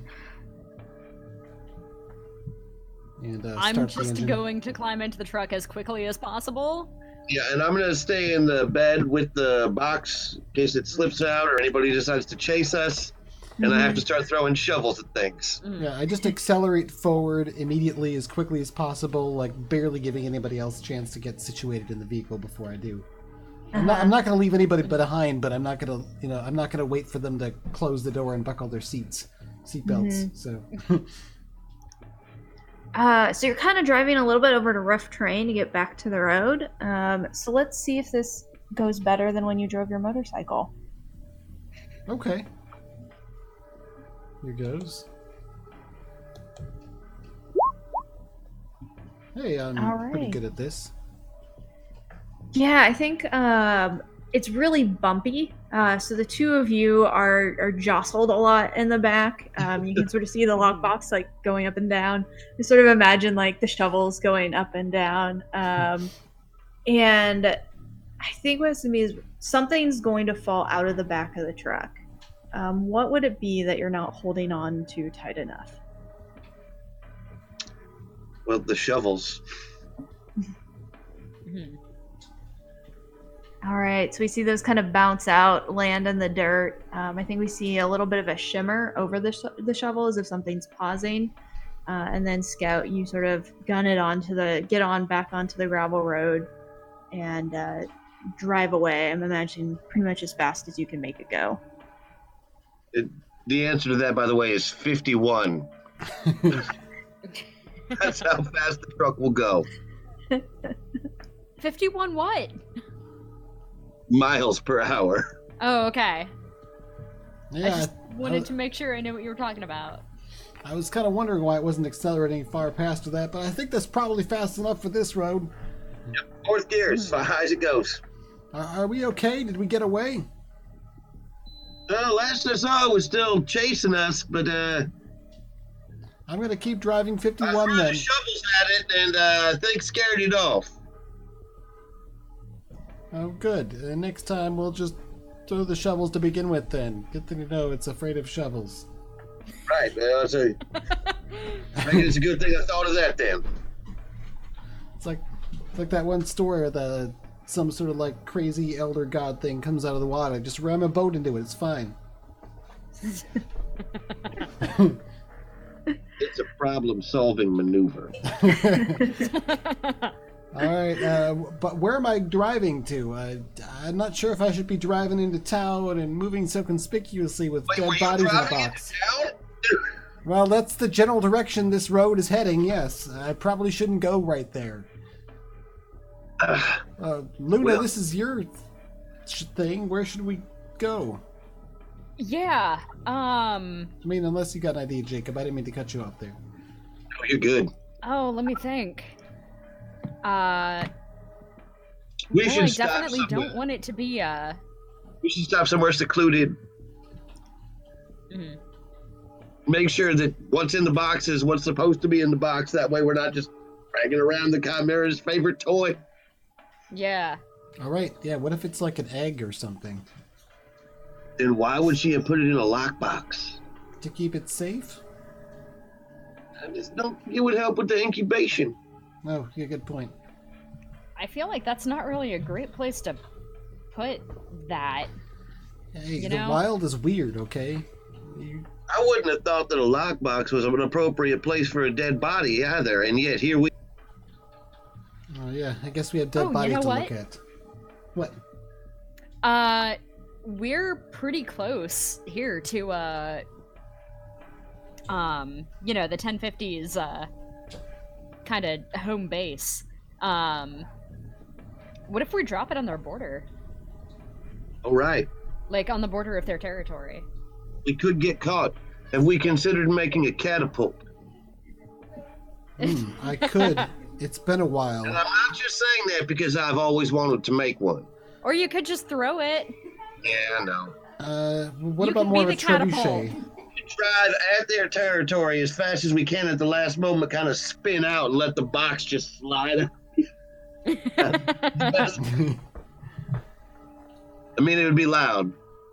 We should check what's in the box. All right, I'm gonna pull over. All Hopefully the right, thing's you're- not chasing us anymore. You're gonna pull over to the side of the gravel road. You don't see any more of that shimmer. I think sort of as you pull to a stop, in contrast, it sounds pretty quiet right in this moment, as you're kind of just on this road outside of town. Mm. So who's opening the box? Well, I was thinking originally that I'd just take the shovel and knock the lock off, but I had to save all of us from the Chimera. I'll open the box. I don't know if I have stuff to open it with, actually. Oh, and as you're doing I that, think I Cool picked up TC the- has become the new stream boss. Oh, yay! So Cool TC, let us know if you are assisting the players or the environment Thanks, or cool. obstacles. Take that. Okay, I've got a thing of mechanic tools with me. There's probably something in there that I can use to Mm-hmm. open the lockbox. Yeah, I think you can tell it's not like it's a very advanced or good lockbox. It probably just takes you like a moment to get it to pop open. Okay. Just stick a screwdriver in it and I'll hit it with the stick. Pop that sucker right off. It's a gang member.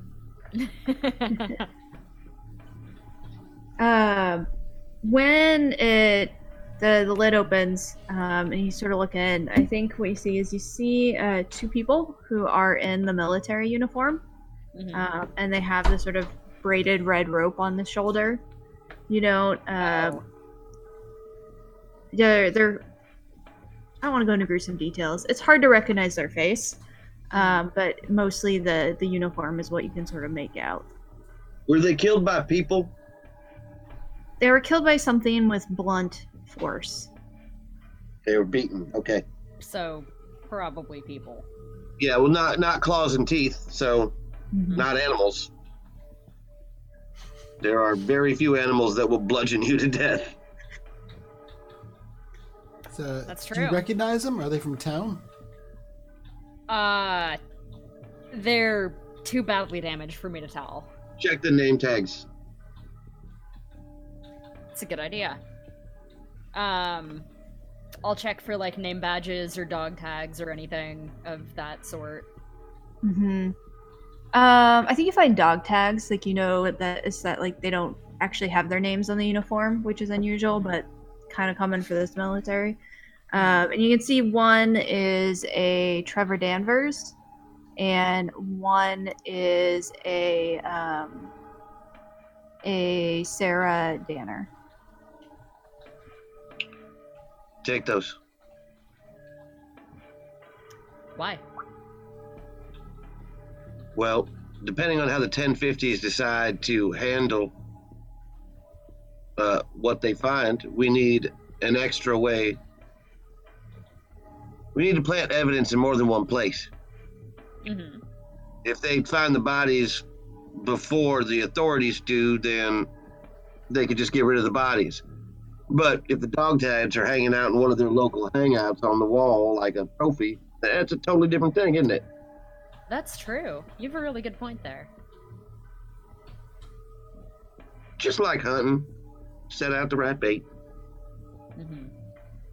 Handle it from every angle. All right. Also, if next of kin need to get notified, it's best to know who the soldiers were. I'll take the dog tags off and put them in my pocket. All right. So what's the plan now that you have the bodies? Go hide them badly in 1050 territory and then let the authorities know that we saw somebody putting something somewhere in that area. It looks suspicious. I don't know what it could be. What if we just take the lockbox and bury it with the people? A shallow grave. Is that how they get rid of bodies? Probably not. I've never actually had to dump a body before. Oh. Yeah. Me neither. Well, for grave digging, but yeah, shallow grave, different. Well, I think this might be a good time for us to have a breaking point. And then we can maybe come up with an idea on how we're going to resolve this when we come back. And sounds good to me. Yeah, it's been quite an interesting entanglement. Do are they normally like a whole other venture within thing, or are we just kind of taking this and running with it a bunch?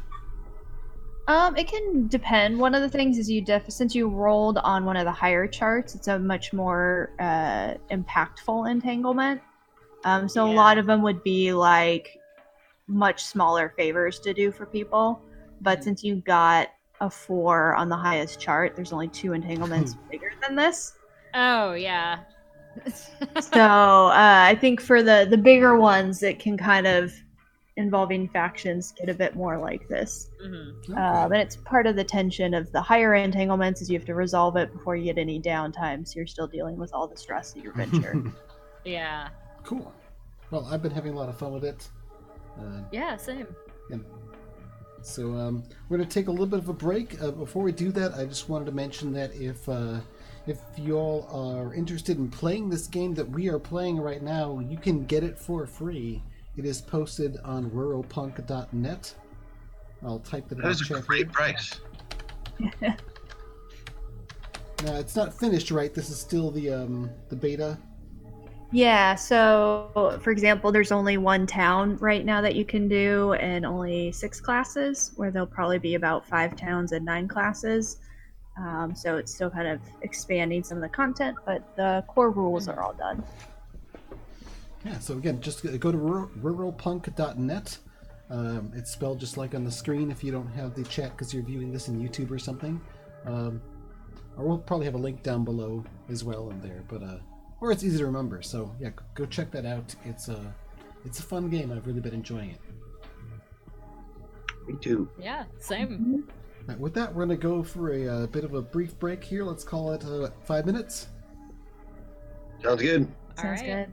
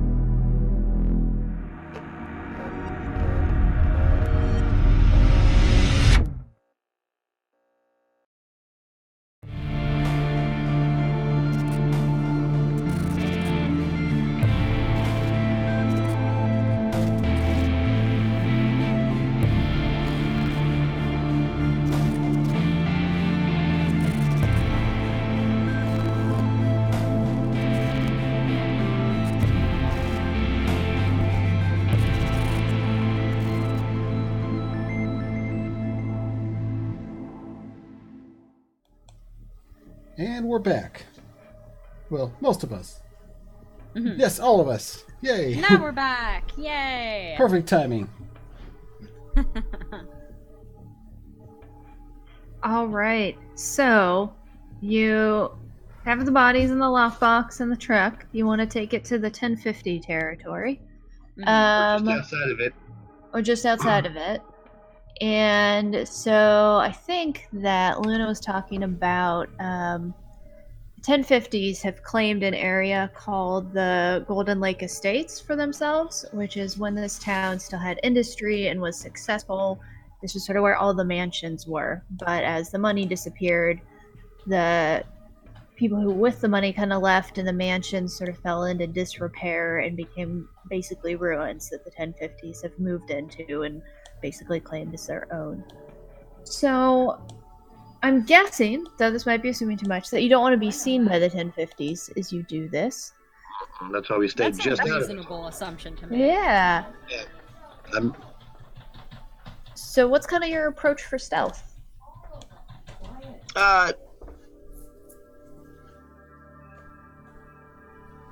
It's a less of it's looking inconspicuous more than stealth, I think.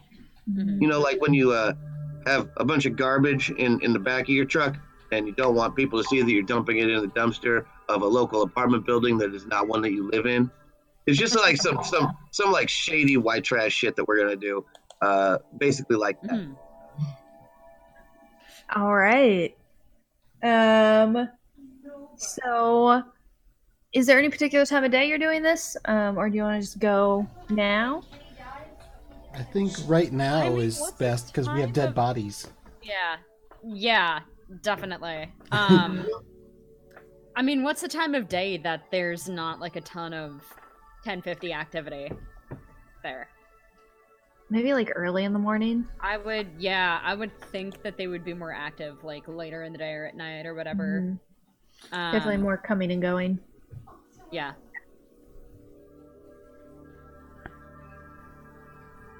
Yeah, can we say that it's earlier in the day right now? Yeah, I think that makes sense. Your friend came and found you first thing. Mm-hmm. Yeah. All right. So are you driving in? Are you carrying in? What's kind of the scene? I think driving in is the best way to look like you're not carrying bodies. Otherwise, we're carrying body-sized boxes. Mm-hmm. It's going to look bad. Yeah. It's going to take a long time. Hey, those people that were wandering around earlier with that big box, they don't have it anymore. That's funny.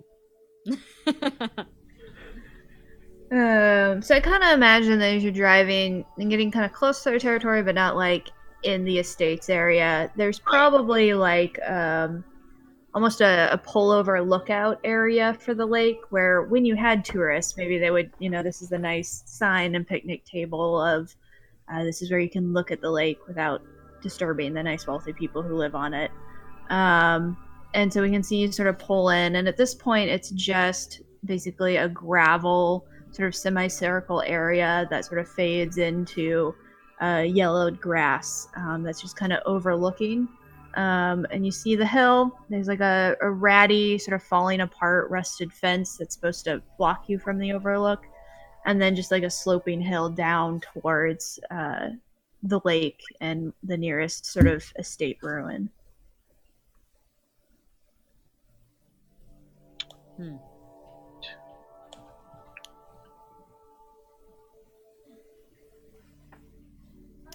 you want to put bodies in the lake? There you go. Yeah. I mean, is that our drinking water? I don't think so. I mean, considering we're not 1050s. I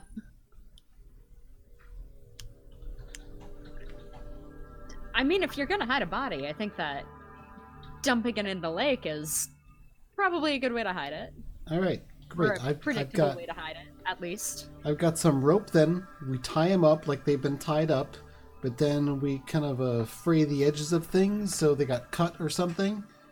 We dump them like they got tied to weights, but the weights are still under the water somewhere. Make them look like they tried to hide them, right? But they Maybe the rope's got gnawed through by a fish or a... Yeah, I've got some ratty old rope that I probably wouldn't trust for much other use than this, so... Yeah. I guess we just need to pull up over there. I think that's pretty close to the lake, or most of the view is blocked. I think if we're lucky and no one's there right now, we might be able to drive on up there and no one will bother us. Hopefully all the 1050s are busy sleeping off hangovers right now. Yeah. Yeah. All right, well, let's get it done. All right. All right, so I'm going to drive. This is an old, noisy truck, as it's been described. So I'm gonna do my best to kind of keep it low in the gear and drive it such that it's not revving it as much, and try not to draw as much attention. Roll up into the place.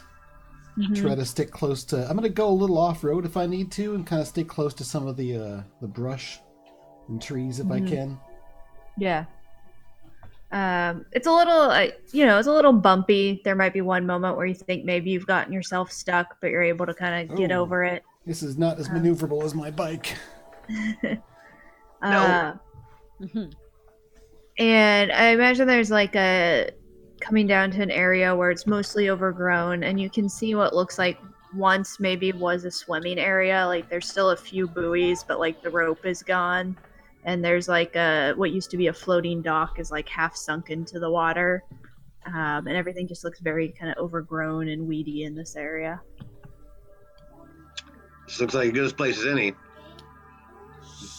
Okay. Drag it. All right.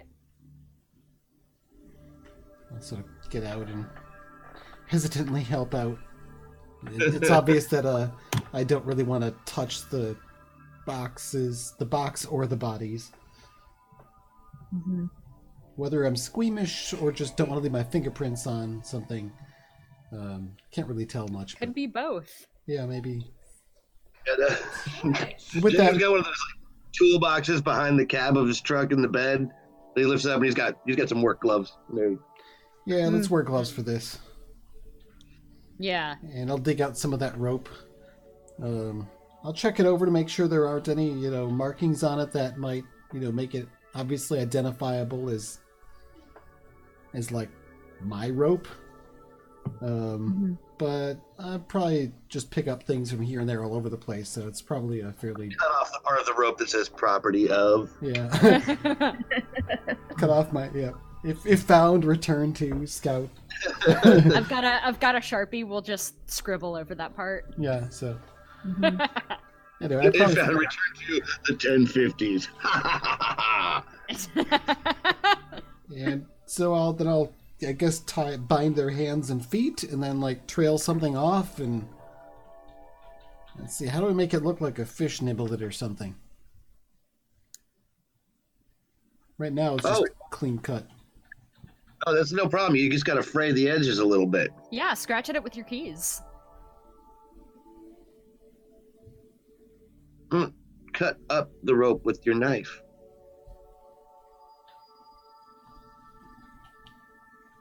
All right, so after the ropes have been frayed, I guess we'll carry the bodies over to the lake and dump them in. We'll slide them over so we can stay low into the brush. And just kind of scoot them in. All right. So I think we see you kind of scooting them in the water, and they sort of bob a little bit as they float out. And I imagine like sort of hit one of the remaining buoys and sort of catch on it, maybe like 15, 20 feet from shore.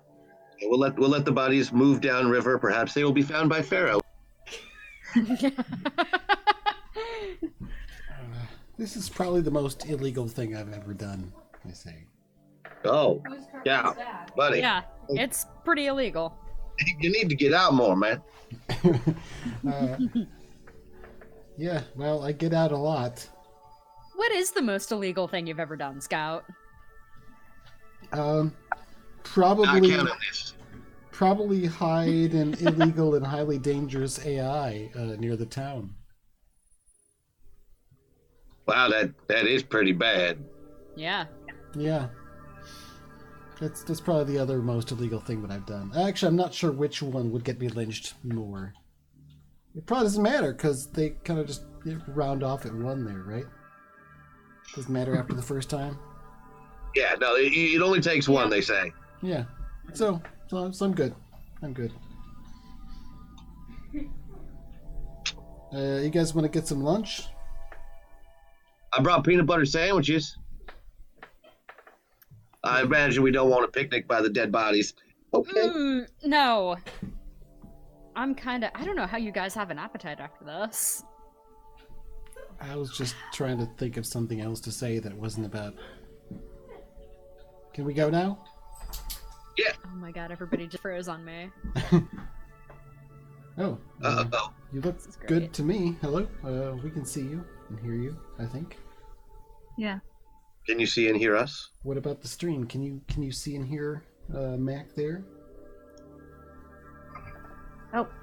Don't do anything too weird because we can see you. Oh, now you're frozen. Okay. Now everything's crazy. Technical difficulties. I should have a screen for that. Technical like a song that difficulty. plays and yeah.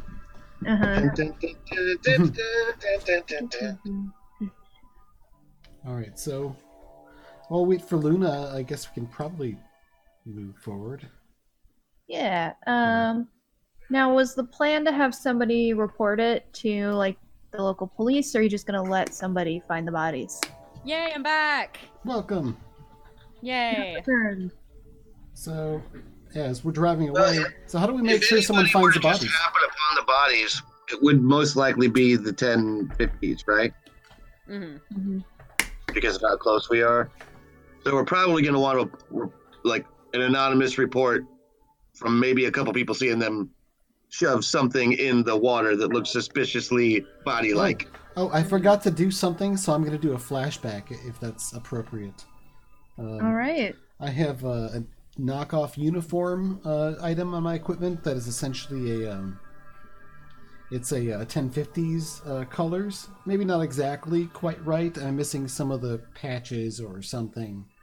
So like I couldn't walk right up into their territory amongst a bunch of them and pass as one, but I could take like some scraps of one and like have it be tightly gripped in the hand of one of the dead bodies. One of the dead bodies. I love that. Let's do it. So because there's Nice. a torn cloth for that. So Now we saw unnamed persons putting something that was clearly a body into the lake. Yes. All right. So I think we see what's Scout's face look like as you sort of are like maneuvering the hand of that body and trying to tangle it all in there. It's like a distasteful concentration. He's trying not to think about. He's like sort of steeling himself to do what he's doing. He doesn't like touching this. And there's the lines in his face are just standing out as really, really dark in relief. Scout, buddy, you're not going to get him to grip it the way you want him to grip it. Use some glue, just a little bit. It'll stick to his hand. All right, I reach into my pocket and take out some glue, because that's the kind of person I am. I got some Gorilla Glue in the toolbox. No, I got it here. Super glue will work fine. It'll be quicker than you're trying to do that, and you don't look like.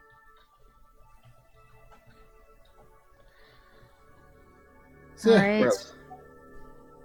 At least I have gloves on, right? Right. Yeah. I mean, Mom, can I have a sip of that? All right. Now so that was a flashback, I guess.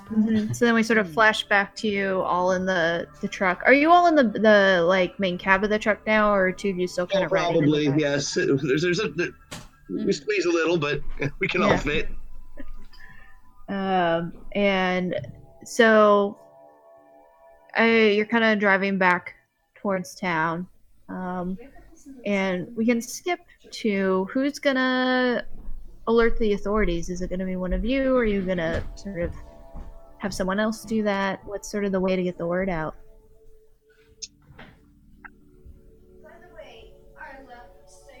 I'll do it. Oh, good. Not me. There's got to be like some kind of anonymous tip line. Yeah. So I think you're familiar with the authorities, you know, from different run-ins of your friends, of course. There's no local police for your town. Your town couldn't really afford to keep any kind of police. So you know that you can try and put in a tip with like the county sheriff, who no one's quite sure if he's still around because no one's seen him in a while.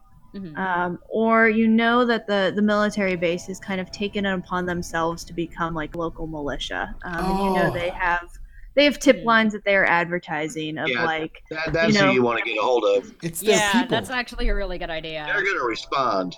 Mm-hmm. Yeah. If the sheriff did his job around here, I wouldn't have one.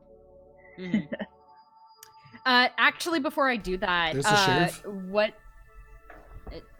Yeah, I don't know. There used to be. There might still be. It's complicated. But anyway, I was gonna ask real quick before I do that, and you know, officially commit to that. What are we doing with the dog tags?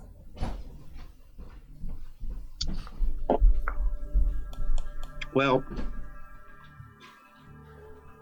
I say we hang on to them. in case this doesn't take. Yeah, we can use them in some other plan to implicate somebody. Oh no, we go in the middle of the night. We use a big iron nail and we hammer them to the post at the local inn where everybody's going to see it, and spray paint the symbol of 1050s over it. Easy peasy. Oh yeah, that's a much better idea. Yeah, that is a good idea. But that's only if we have to. No reason to get gruesome about it if they respond to the first piece of bait. It keeps us from having to go all secret agent in the middle of the night. All right. Yeah, so I'll go ahead and put a call in. All right. You dial the number. I'm sure they've like posted it up many places in town as they're trying to get people to report them or report to them. And you get like an automated message, and it says, you know, welcome to our concerned citizen line. If you are a citizen who is concerned about dangerous or illegal activity in your area, please leave a detailed message with the day, time, your callback number, and any pertinent details. Thank you for making your community safer.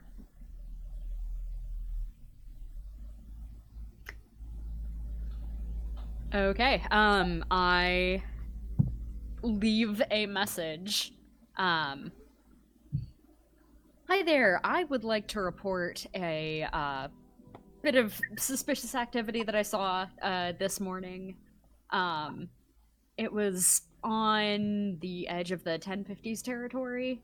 I saw a couple of people wearing gang colors, putting something that looked pretty obviously like a body into the lake.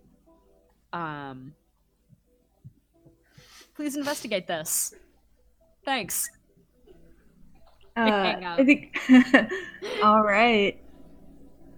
So you hang up, and I'm just kind of through you standing there. And then I think we just kind of cut away from that point because you've done what you told your friend you'd try to do. Yeah. We could make it worse. If you really want it to take. Since we still have those dog tags, I mean. We could really just put them in an envelope with a stay off our turf kind of thing and give it right to the military. That's beautiful. Yeah. That's an idea. Of course, they'll be probably fighting each other for a while. Mm-hmm. I mean, it's not like they're best buddies already anyway.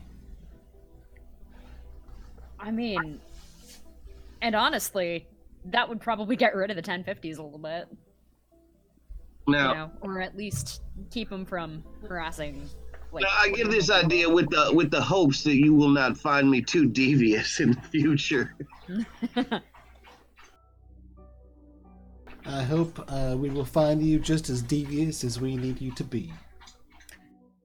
I think you're the perfect amount of devious. Well, country don't mean stupid. It's done. All right, so you're gonna send the sort of threatening message, dog tags. Oh yeah, man! Just an envelope with the two bloody dog tags in them, and a kind of a little message that basically just says "Stay off our turf" with the 1050 symbol on it, and send it through post. All right.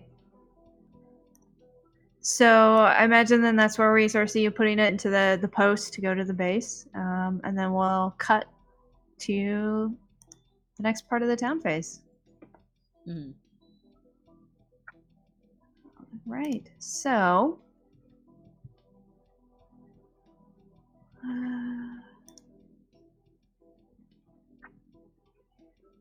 you've taken care of your entanglement. And so the next part is the community for the town phase.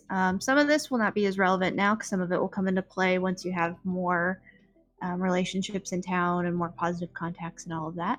But the first thing is you get a reward for the venture you went on. So you did go on the venture for Ash. So you get 2 different rewards. One, you gain another bond with a contact you helped. So I will look at, this means Ash, you have 1 grudge with them, but now you also have 1 bond with them. And what that means is any of the contacts you have a bond with, they have their role, so Ash is the caretaker. You can ask them to do something to help you, and you'll roll a dice pool based on the number of bonds you have with them. So if there's something where you're like, oh, Ash is the caretaker, could help with this, you could roll your 1 bond to see how well it goes. As the GM, I can use the grudges to hinder you in similar ways. And then the next thing is you gain favors based on the scale of your venture. So favors replace money in this, so they'll help you do extra actions during downtime and you can spend them in different ways. So the number of favors is based on basically how big of a task you did for them. So 2 favors is a minor task, 4 is a small task, 6 is a standard task, 8 is a big serious task, and then 10 plus is like a life-changing task. So for this, it's I think a standard task, so it's a significant benefit to the contact or a small benefit to the whole town.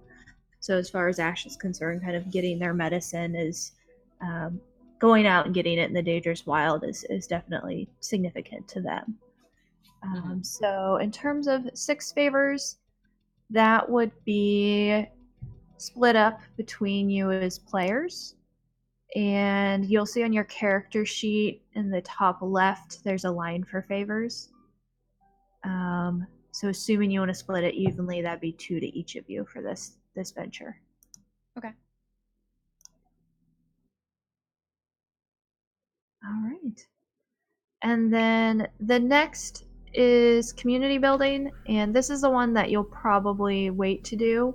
But what this means is you can, just like you could use bonds to use a dice pool to have your contact help you, you can also roll to see if you can learn more about that contact. So as they trust you more, you have a higher chance of succeeding on the roll. If you succeed on it, you'll discover one of the contact's traits, and that's another area that you can get help from them. And if you learn all of their traits, then you get the contact's special power unlocked permanently. So it's kind of the way that you, as you get to know them, you learn more about them, and then you get those powers. So why wouldn't we just want to do that now? So you can. How it works is if you get a 1 to 3 on a contact roll, you don't get what you want, and you lose a bond. So you could potentially lose the bond you have. If you get a 4 to 5, you get what you want, but you lose the bond. And if you get a 6, you get what you want, and the bond stays the same. So it's kind of like they can help you, but on a mixed result, you still lose the bond because maybe it causes them some trouble, or they kind of feel like you've stress them out by using their help. Right. So it might help you, but it probably won't. So we're better off waiting till we have more bonds before we try this. Mm-hmm. Right. Well, I'm good with waiting. Yeah. Yeah, the same. So, only way to make sense without wasting it. Mm-hmm. I mean, we could just get lucky with the die roll, but... I mean, Mac was rolling a lot of 6s earlier. Yeah. Yeah. I think we're better off not pushing things right now, since we're like, framing people for murder and doing other illegal things. Yeah. All right, and then the last part of the town phase is downtime. And what this is every character gets 2 actions they can spend during downtime, and there's different things you can do. You can decrease the tension in town, so your entanglements get worse as your tension goes up, so someone can work to sort of decrease that tension. We can talk about how that works. You can do an odd job to try and get some favors.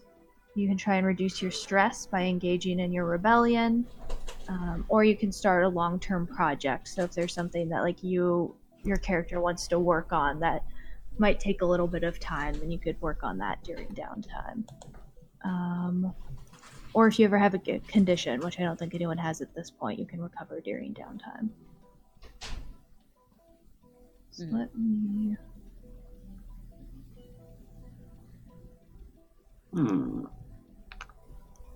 Well, I'd like to reduce my stress. All right. So to reduce your stress, what you do is you pursue your rebellion. So each of you, when you create your character, picked a way that you kind of rebel against the status quo. And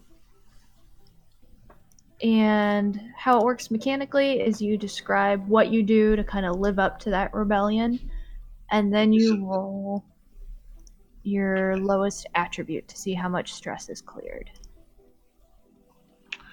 All right. Well, let's see. I mean, how long does this downtime last? Like, narratively? Yeah. It's very flexible, so it could be, a day, it could be weeks or months. It's kind of fits what you want to do. Because, like, if you're working on some long-term projects, it might make sense that, Well, I know we were out looking for medicine. I would love to be able to help administer that medicine to the town. Mm-hmm. And I've got, enough medical training to help. All right. Because your rebellion's compassion, is that right? Yeah. Awesome. So, or at the very least, just make peanut butter sandwiches for everybody. Best kind of medicine. Mm-hmm. So what you'll do is you'll roll your lowest attribute. So that's the one where you have the fewest number of dots in the related actions. Okay. Which is Cortex, easily. Yes. You should be able to just click on it, I think, and it should roll.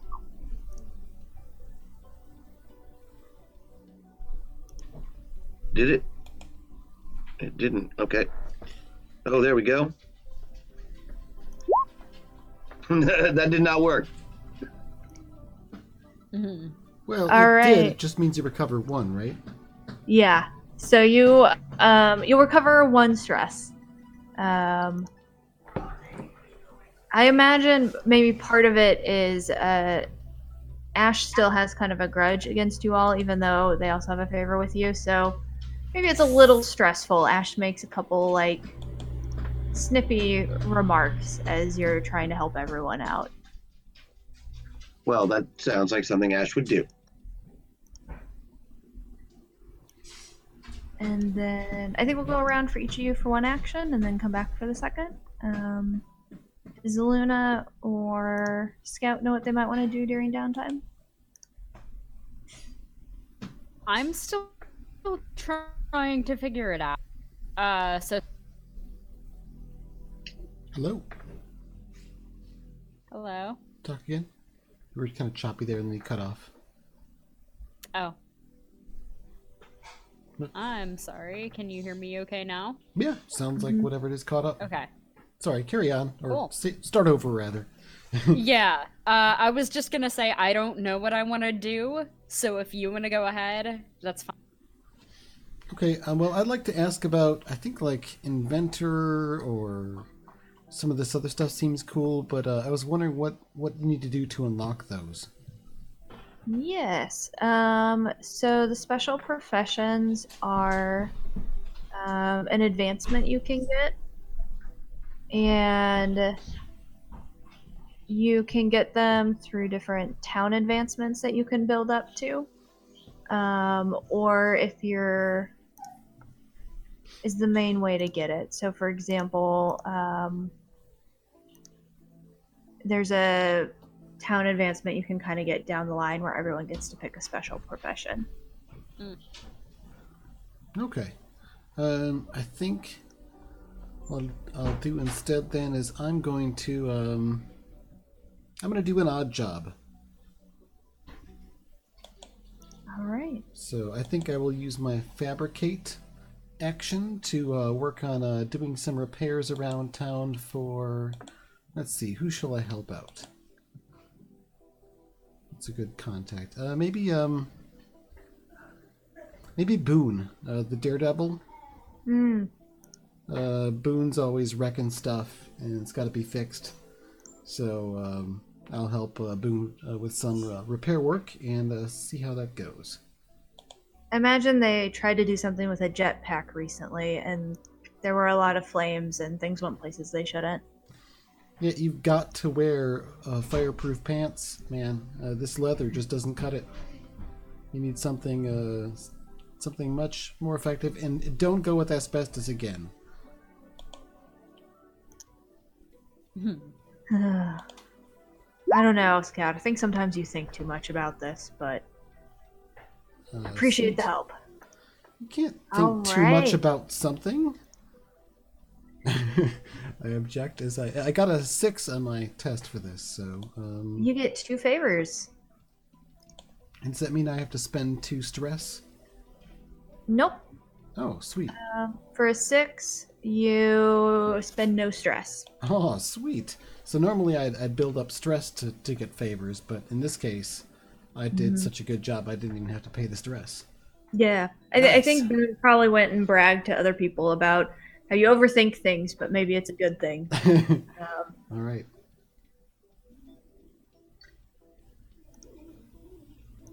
And you can do the odd job once per downtime, even though you have more than one downtime action. Mm-hmm. I figured this was a good time for that because I don't have like long-term projects to do or other bigger things to community actions to work towards. So I was figuring I'd maybe build up some stress before I try clearing it. But oh well, I got favors instead of stress and favors. I was just double checking to make sure I didn't misspeak. If you fill your defiance clock, you can also unlock a special profession. Oh. All right. So for Luna, I don't know if you have any, you're kind of low in stress, so that's probably not a big one. I don't think it's necessary for me to really clear stress right now. Mm-hmm.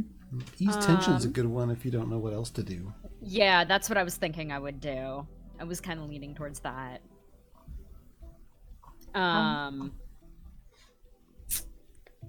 So yeah, I want to make people in the community feel safer or more welcome. All right, how do you try to improve their mood?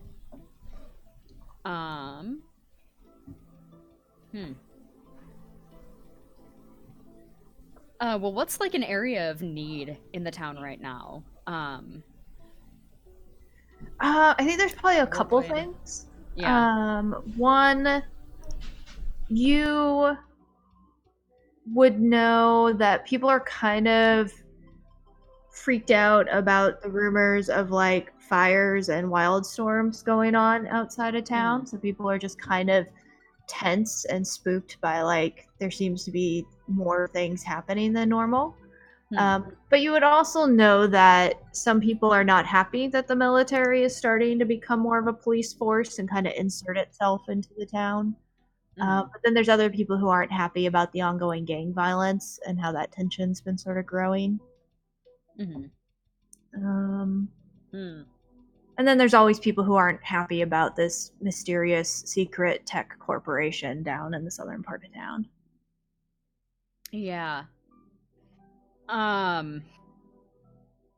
The only thing that I think that I can really do something about right now is or, you know, to actively help with is like the storms. You know, I am thinking that a good thing to do would be maybe to help people prepare for storms. Mm-hmm.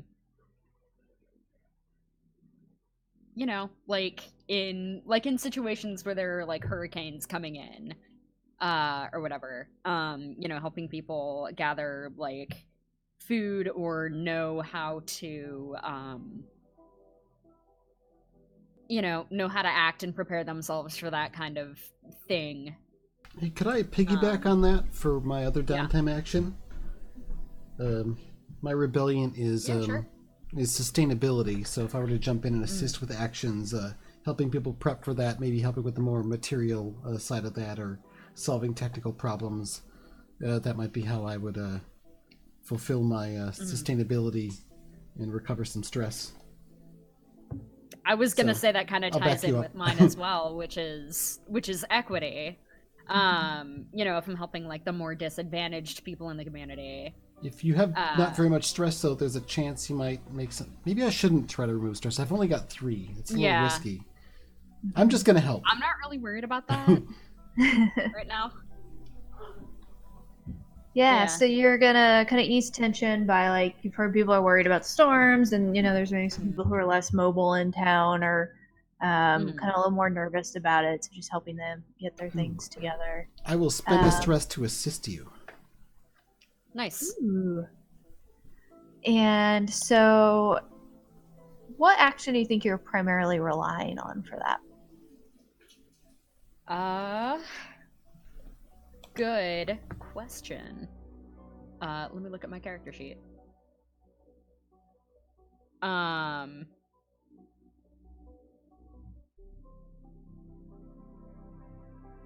think I'm distributing information and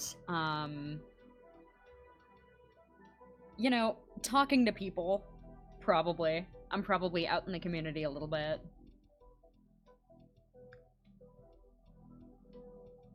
So would you say you're kind of connecting with them? That sounds like the most accurate one to describe what I'm doing, yeah. All right, and you have the bonus die. Okay. All right. How do I roll with a bonus die? So if you click on the action, it should pop up and ask you if you have any bonus, and you'll just put a 1 in that window. All right, cool. Ah. Ooh. That is a 6. Yeah, Nice. rocking the 6s. Yeah. So with a 6, you get to clear 2 tension from the town. Okay. Cool. And that is all the tension you had, so your town is now calm. Yay. Way to go. All right. Going back to Jacob, do you want to try and rebel and clear some more stress, or is there another downtime action you're... What? Can you go through the options with me one more time, please? Sure. So normally you can ease tension in town, but Luna just took care of that for you all. Right.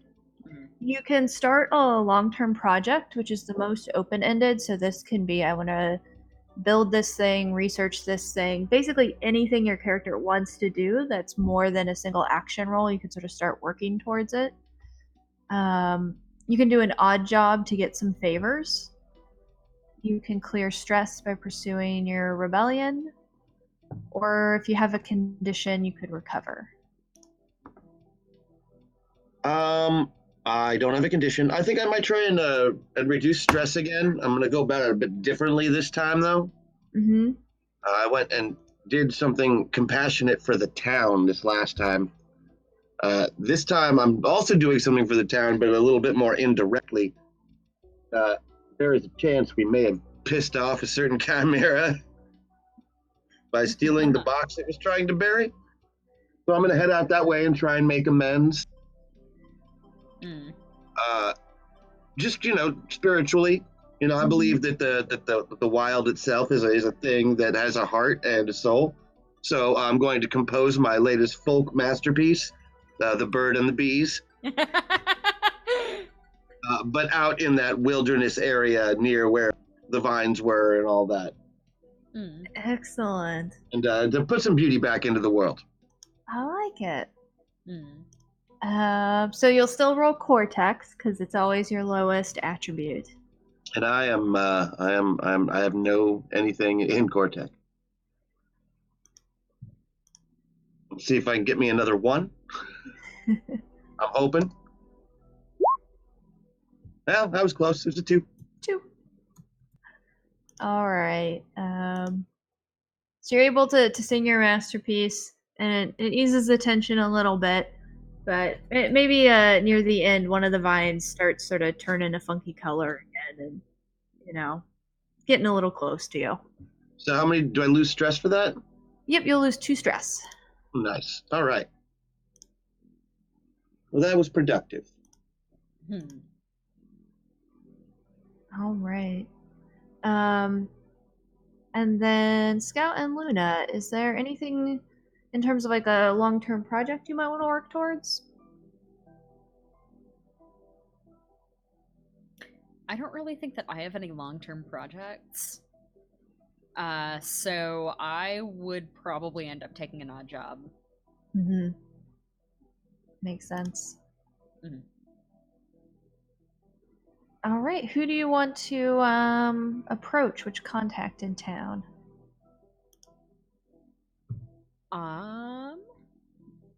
Give me a moment to look that up.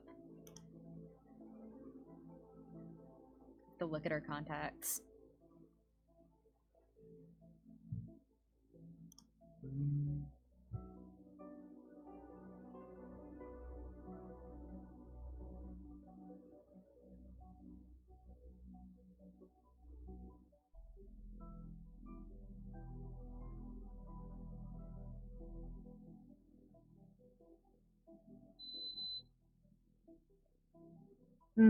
Get to know Karen a little better.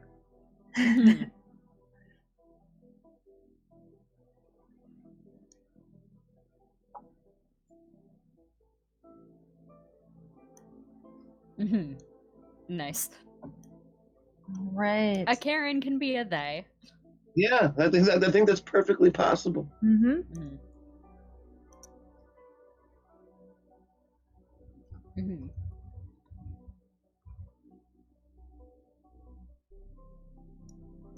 I would go with they. Programmed this way. All right.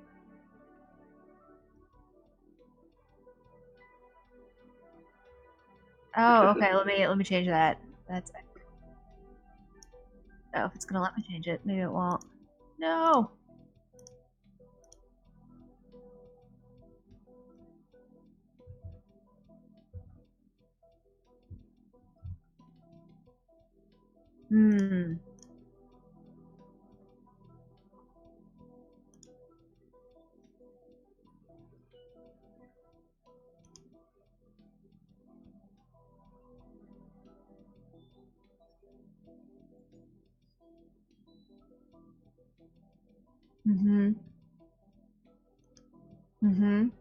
Okay, so you're sort of starting to analyze it, it sounds like?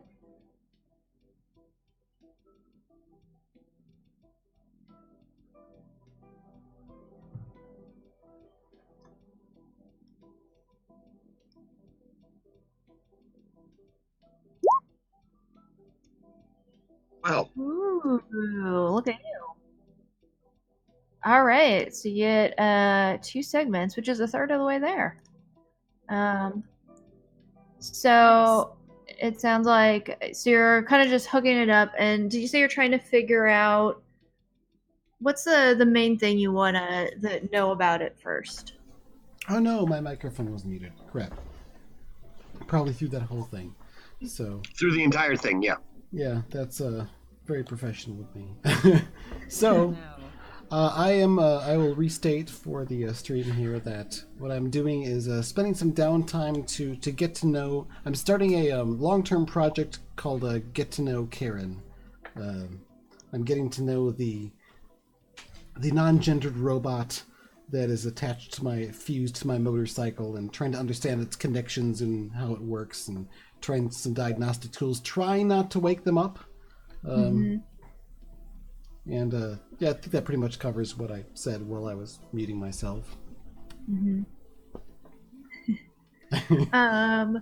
So I think that as you're connecting it to things and sort of exploring what it is, one of the first things that stands out is Karen is obviously intended to be like a mobile device that gets inserted and attaches to many different things. It's designed, every time you connect something, you see that it kind of adapts to it and like changes how it's operating. So it seems to be kind of having this switching property. And then I think the other thing you would notice about them is they are not connected to the feed. So most technology would connect to the feed, which is kind of that overarching information network where all information is recorded and put into. And with technology this advanced, you'd expect that they would be connecting to the feed constantly because that's, this huge source of information. But at least right now you're noticing no matter how you connect it or what you do, it doesn't seem to be trying to send out a signal anywhere. It's very like self-contained. Oh, interesting. Cool. Well, I guess I'm learning this thing.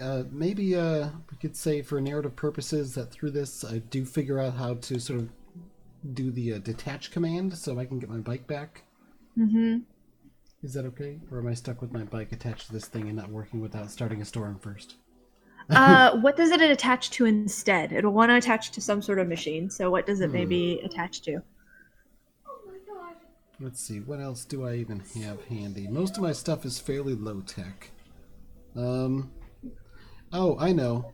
I'm kind of chatting with Luna a little bit and asking for some advice on some of the connectors here.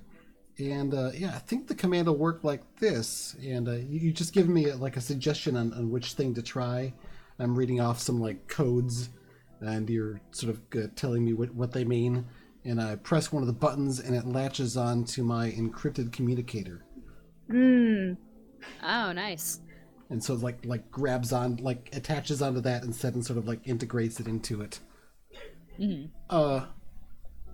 Are we still connected, Luna? It did something. They did something. Yeah, I'm still connected to you. Okay. I'm sure What it's did fine. it do? Well, it's not. They aren't attached to the bike anymore. But I don't think they did it consciously either, because it's mostly inactive, right? We're just working with the lower functions. But they seem to be attached to the communicator we're talking through. Huh. Like it's Nice. stuck on. Should I try to deactivate it from that? It might go to something else. Well, you said it's on pretty low power right now, right? Well, And it's only doing some of the lower functions. theoretically. I mean, I guess I probably shouldn't claim to be an expert on this subject.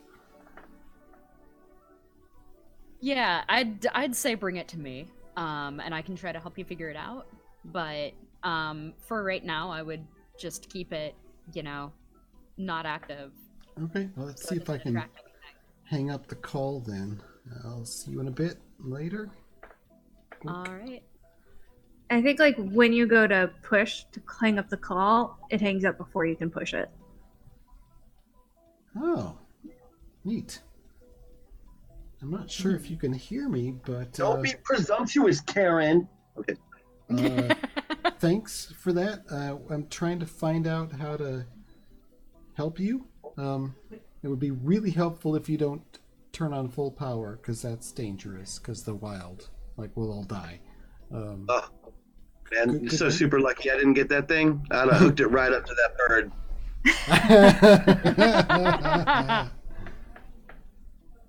So I will say goodnight to Karen and Aw. put them in my pocket, All right. and then get to work putting my bike back together. Mhm. And then Luna, did you decide who you want to Yes. try and help out?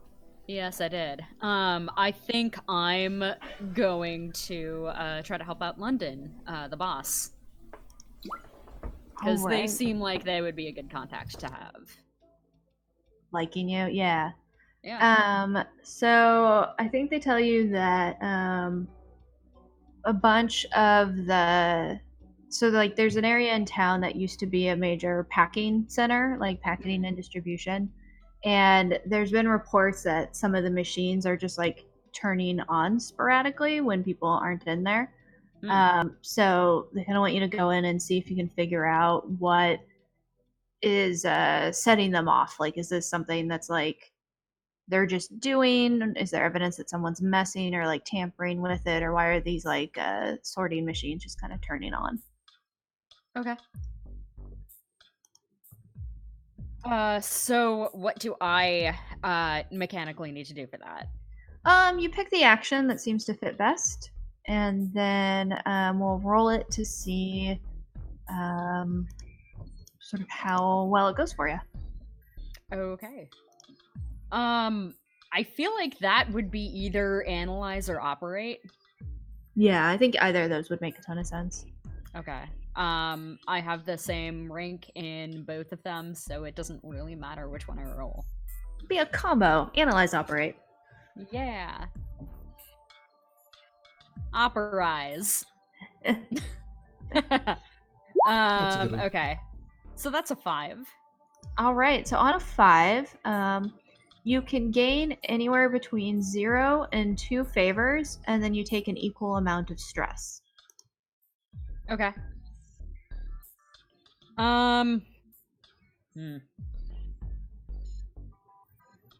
Yeah. I'll go ahead and take 2 favors, I guess.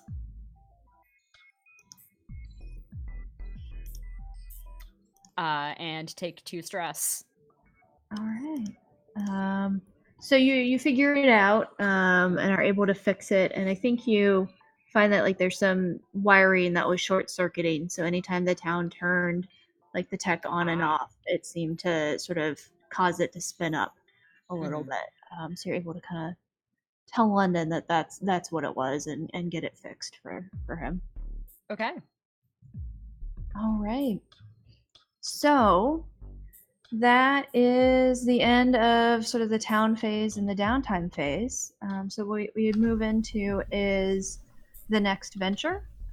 Looking at how much time we have, I think what might make sense is maybe deciding which contact you want to help out so that we can sort of jump into that adventure the next time we play.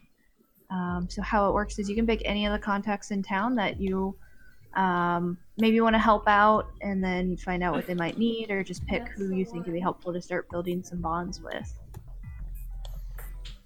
And I can pop... You know, what we could do is put it up to the chat here to see if they have any opinions. Ooh. Mm-hmm.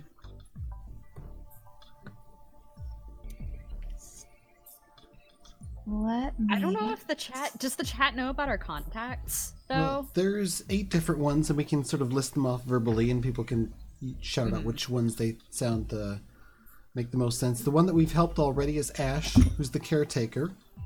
We've also, I think, we talked a little bit about Chuck, who has a bit of a past with Jacob, I believe. They don't get along too well, and I think Jacob has promised to malign Chuck's reputation with music. If he was going to follow through with that, I'm not sure. He did agree to do that when talking to the Red Ropes lady. Let's see, are there any other contacts we brought in? Oh, I did a favor for Boone, the town daredevil, who hasn't really been fleshed out at all yet.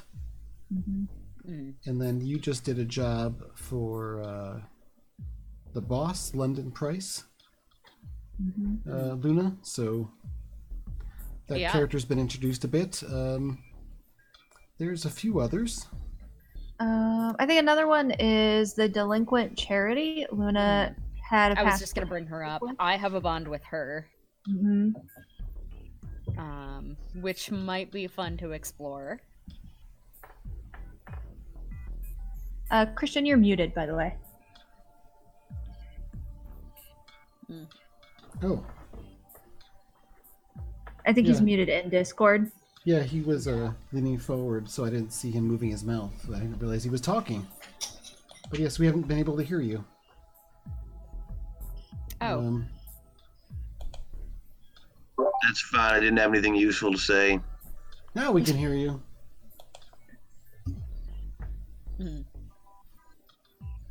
Who are you saying you had a bond with? Just I have a bond with Charity, the delinquent. I was looking at Bailey. We've got one bond with Bailey, and she has a really good power considering the kind of stuff we've been doing. That's true. Being able to shift blame is nice.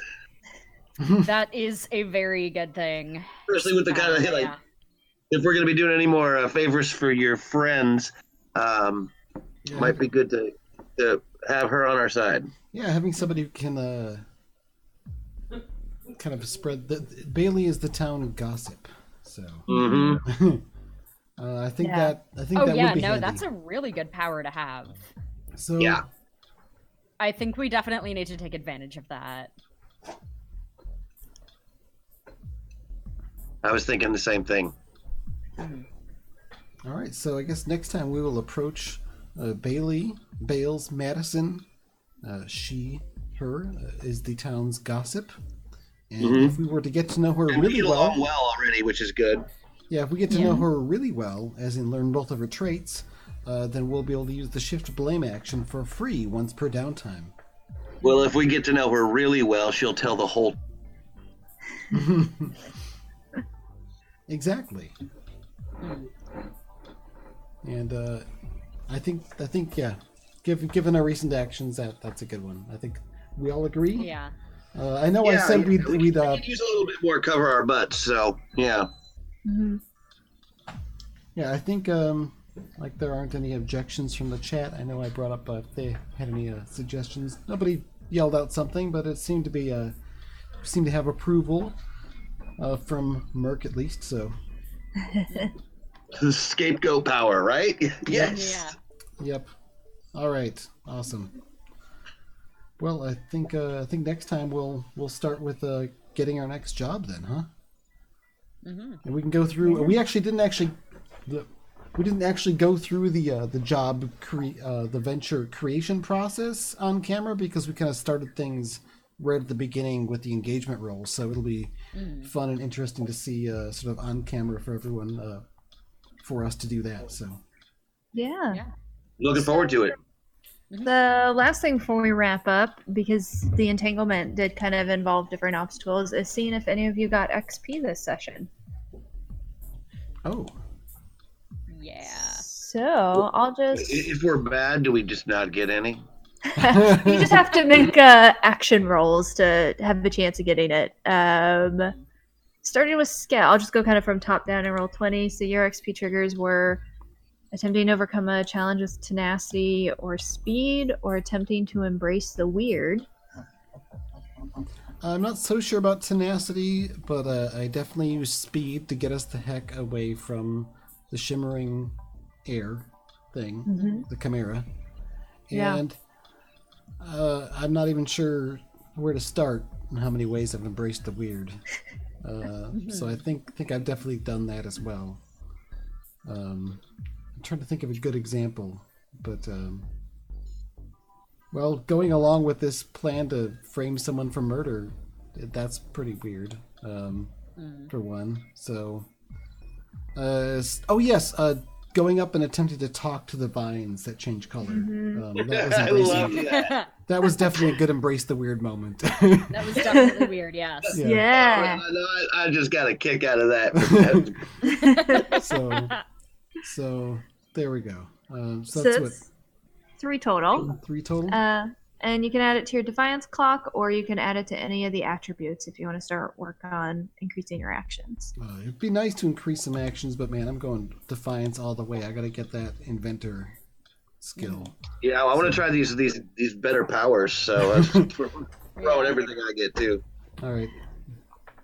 Luna, so yours were collaboration, technical skill, or try and befriend a machine. Yeah. I'm thinking that collaboration might have been a little bit of a cop-out, just because this is a role-playing game, and everything we do is by nature collaborative. You can still be contrary to that very easily. That's true. That's true. You're making it an active part of your thing. It's a good trick. Yeah, I personally just play very collaboratively, though. But yeah, I definitely collaborated.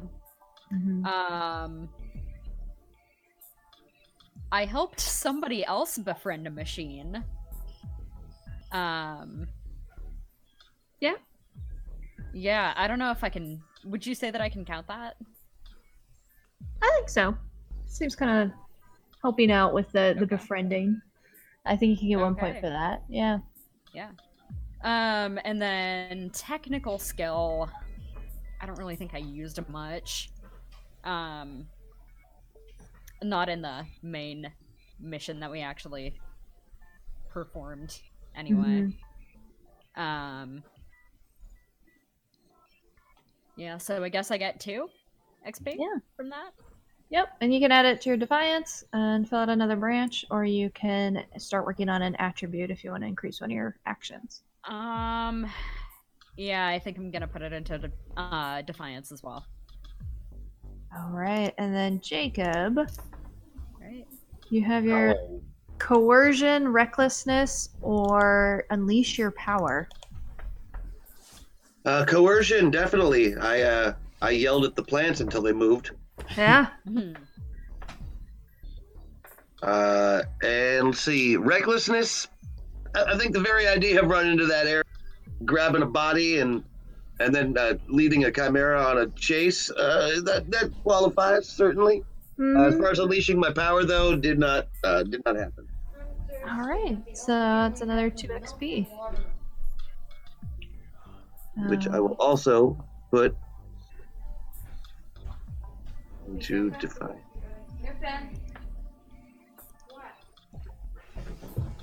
All right. Well, this has been a fantastic session. I had a great time. I had no idea what was going to happen, and I could not have predicted what did. Thanks so much for running for us, Cass. I really appreciate it. And for making the game. That's awesome too. Thank you first of all for making the game, and second of all for running it. Yeah, this was really fun. Yeah. That's one of the things, it can be fun when the engagements spin off into an area that I never thought we'd spend the session, framing gangs and bodies, and yeah. And Mac, it's great to have you on once again. Get a chance to play with you some more. We haven't had many chances to do that yet. A little bit of Gen Con this year, and yeah, it's fun to play this with that you. was awesome. And Christian, thanks so much for joining us and getting this hosted on your turf as well. No, we do a stream. So are you cutting out? Start again. Studio. We just host it. It's our regular Zoe game night anyway, so we're just doing this instead. Nice. Yeah, well, I really appreciate you taking the time to do that with us. It's a cool game. People need to know about it. I agree. I totally agree. Absolutely.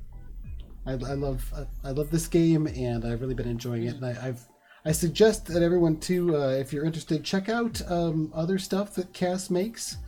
She's on itch.io, and I think there's going to be a link to that on that ruralpunk.net website. But just to Cascade Designs. Well, I'll let you plug your own stuff here. I'm just telling people they should check it out, so you should give them the relevant details. Sure.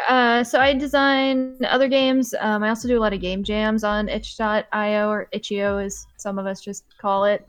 And so there's a lot of experimental games, there's shorter games, there's like games meant for one session or to not have a GM and all this different stuff. I'm currently making D&D that you can play with your cat is the latest game jam, Yes. so it's just kind of all over the place. I'm so excited about that. As a self-professed crazy cat owner. I'm very excited to play role-playing games with my cat. If you go to ruralpunk.net, the menu has something that says Cascade Designs, and that will take you to like my main design website. I also write about game design or different things in indie dev, and so you can find all my stuff there. And I'm becoming a professional fantasy artist. I love it. Yes. Your artwork is beautiful. Wait, it got more complicated. Oh yeah, no, I wanted to make sure it was labeled. Yeah. Ooh. A diagram. So they know, because it's for beating. He's got claws. I'm really impressed with how much that stick figure looks exactly like you. Right. Well, yeah, no, I am a stick figure. So that's why I wear so many layers. Ah. All right. Well, I think we're going to call it the end of the night, end of the stream. It's 11 o'clock Eastern or some other time in many other places.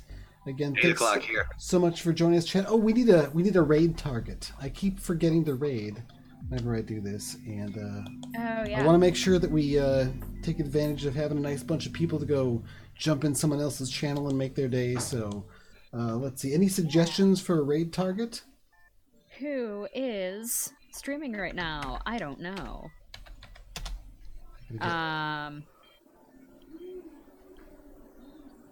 I never know who's streaming.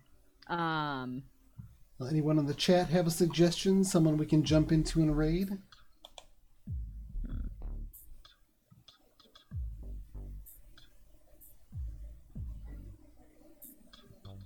We'll give it a moment. There's a little bit of a time delay. Mm-hmm. See, the Brothers Murph are on the Gen Con channel, and Hyper something going on.